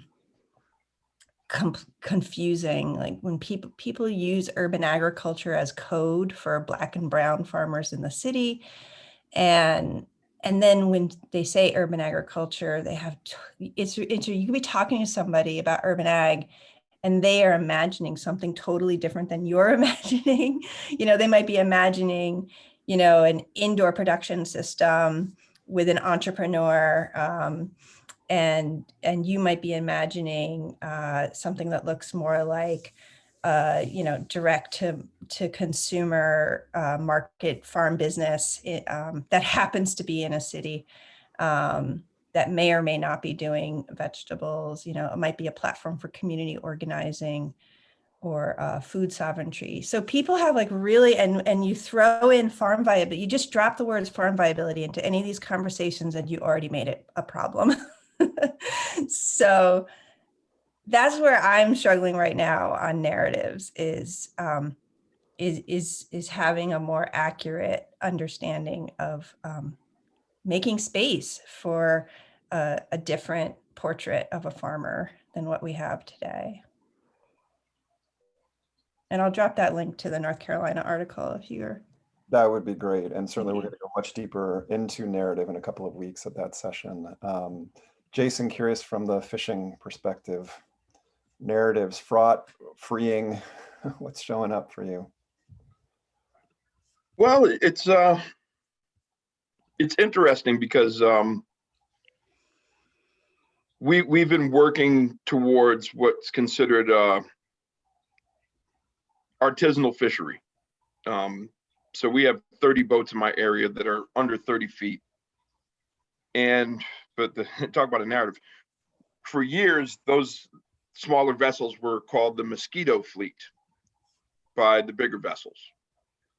We were in their way when they were trying to tow their nets down the beach. We weren't an important part of this ecosystem or this fishery, and that's changed. It's gotten to the point, and I'm pretty proud of myself to be part of that change. I met Niaz a while back, and I think she saw when I was pretty well fired up getting involved with this, because again, the industrial versus small scale, or the industrial versus medium scale versus small scale fisheries, and the smaller boats were not seen as a viable piece to the puzzle. And it's been such a separate industry: the cohoggers, the lobstermen, the gill netters, the draggermen. But in the past 10 years, I've helped to become the voice for some of these guys that wanted to join together rather than fight each other. A lot of us realizing that we're all in the same boat, literally, because we all get the same quota, no matter what fishing boat you're on. This is the daily quota you get, and this is what you're allowed to catch. So I think that in itself has been a positive change, at least here, where we're becoming one group of fishermen rather than the former, which was literally people cutting each other's gear up, draggers towing up other guys' lobster gear, running over people's gill netters with scallop dredges. It was an evil, cutthroat, really bad place to be 20 years ago. Guys were making a lot of money, and if you were in their way, they were going to get you out of the way. And I think now people are starting to realize in this industry that we're all really important, especially after, again, the pandemic. The fishery shut down last March. You could not make a dollar fishing last year in March. You had no income, and it was overnight. I think Niaz had posted it. There's an interview I did with this group of guys called Gnarly Bay, and it's about it's called To the Surface. And part of that was the the eye opener for the state where they finally put forth legislation. It's going to be actually legislation where fishermen can sell their fish from the dock. And to think that every other country does that but us is pretty sad. But again, it is changing in a positive direction for once, where for a long time it wasn't. And again, I love these conversations because many of these can continue and should continue because there is so much involved here. I mean, it's overwhelming sometimes for me. I again, like I said, Zoom fatigue, but also just emotionally overwhelming to see, in a good way, overwhelming to see the changes that have happened and that I've been a part of and have helped to initiate, but without knowing. You know, I'd never thought of myself as a leader in industry, and now people look to me that way. You know, and it can be overwhelming, but that's all right. I'll take it. Thanks for your leadership, Jason, as always, and lifting up that. And yeah, some shout outs here in the chat, and including the invocation of what Dr. Martin was lifting up as hot messedness earlier on. Some good illustrations of that and what you're talking about. Joy, final word on narrative story as relates to your work in the food system. Yeah, I think one of the things that I've come across is just the idea that there is just one story of food justice or food history, and how dangerous having just thinking about it from a one story perspective. It makes it very difficult for us to like move forward with best practices and solutions that actually existed. So I think one thing is going to be important for us as we're moving forward is looking back at the actual history of what was happening in agriculture and in food systems, and take some of those best practices and in doing so, and uplifting some of the stories of where there was a massive amount of strategy and intelligence amongst, for instance, Black slaves, and seeing that, and I think uplifting the intelligence of what was happening and how Black people were navigating during that time will help to transform the current narrative around whether or not Black people know how to farm or know how to do anything. And I'm thinking of books like Black Seed, which goes into, you know, the African origins of rice cultivation in the Americas, and thinking of the resistances that were happening throughout slavery, and even in how land was strategically taken from Black people. I think, I don't know if it was last year or a couple of years ago, there was an article in the Atlantic where the writer was talking about how going through tracking a few stories and seeing how the land was actually robbed from people, which we know on some level conceptually, but for someone to track that, I think it's difficult to hear these stories, but we can't create a new narrative without looking at the true history and then seeing where there's values in that and how we can not repeat some of those same practices as we're trying to create a new economy and a new way of being. So yeah, I think if I can find some of the things that I've mentioned, I'll throw them in the chat. But Beautiful, thank you. You can't create new narratives unless you acknowledge the real history. Appreciate that, Joy. We are in our final 5 minutes, and I think for sake of time and you know, being wary of Zoom fatigue, we may begin to wrap it up now.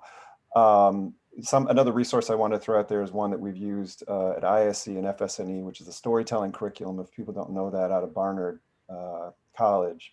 It lifts up different kinds of stories that either work for or against what it is we're trying to create around equity. So the stock stories, the concealed stories, the resistance stories, and then the new sort of liberating stories. And we can include that as a resource for follow-up. if people are interested. Thank you so much, Joy Gary, Jason Jarvis, Ian Mcsweeney, Jeff Martin, friends, comrades in this this fight, this work. Thank you for being here, for all of your wisdom shared, your vulnerability, your stories. Thanks to everybody who's been here through the long haul of this session. If this is your second time, thanks for being here again.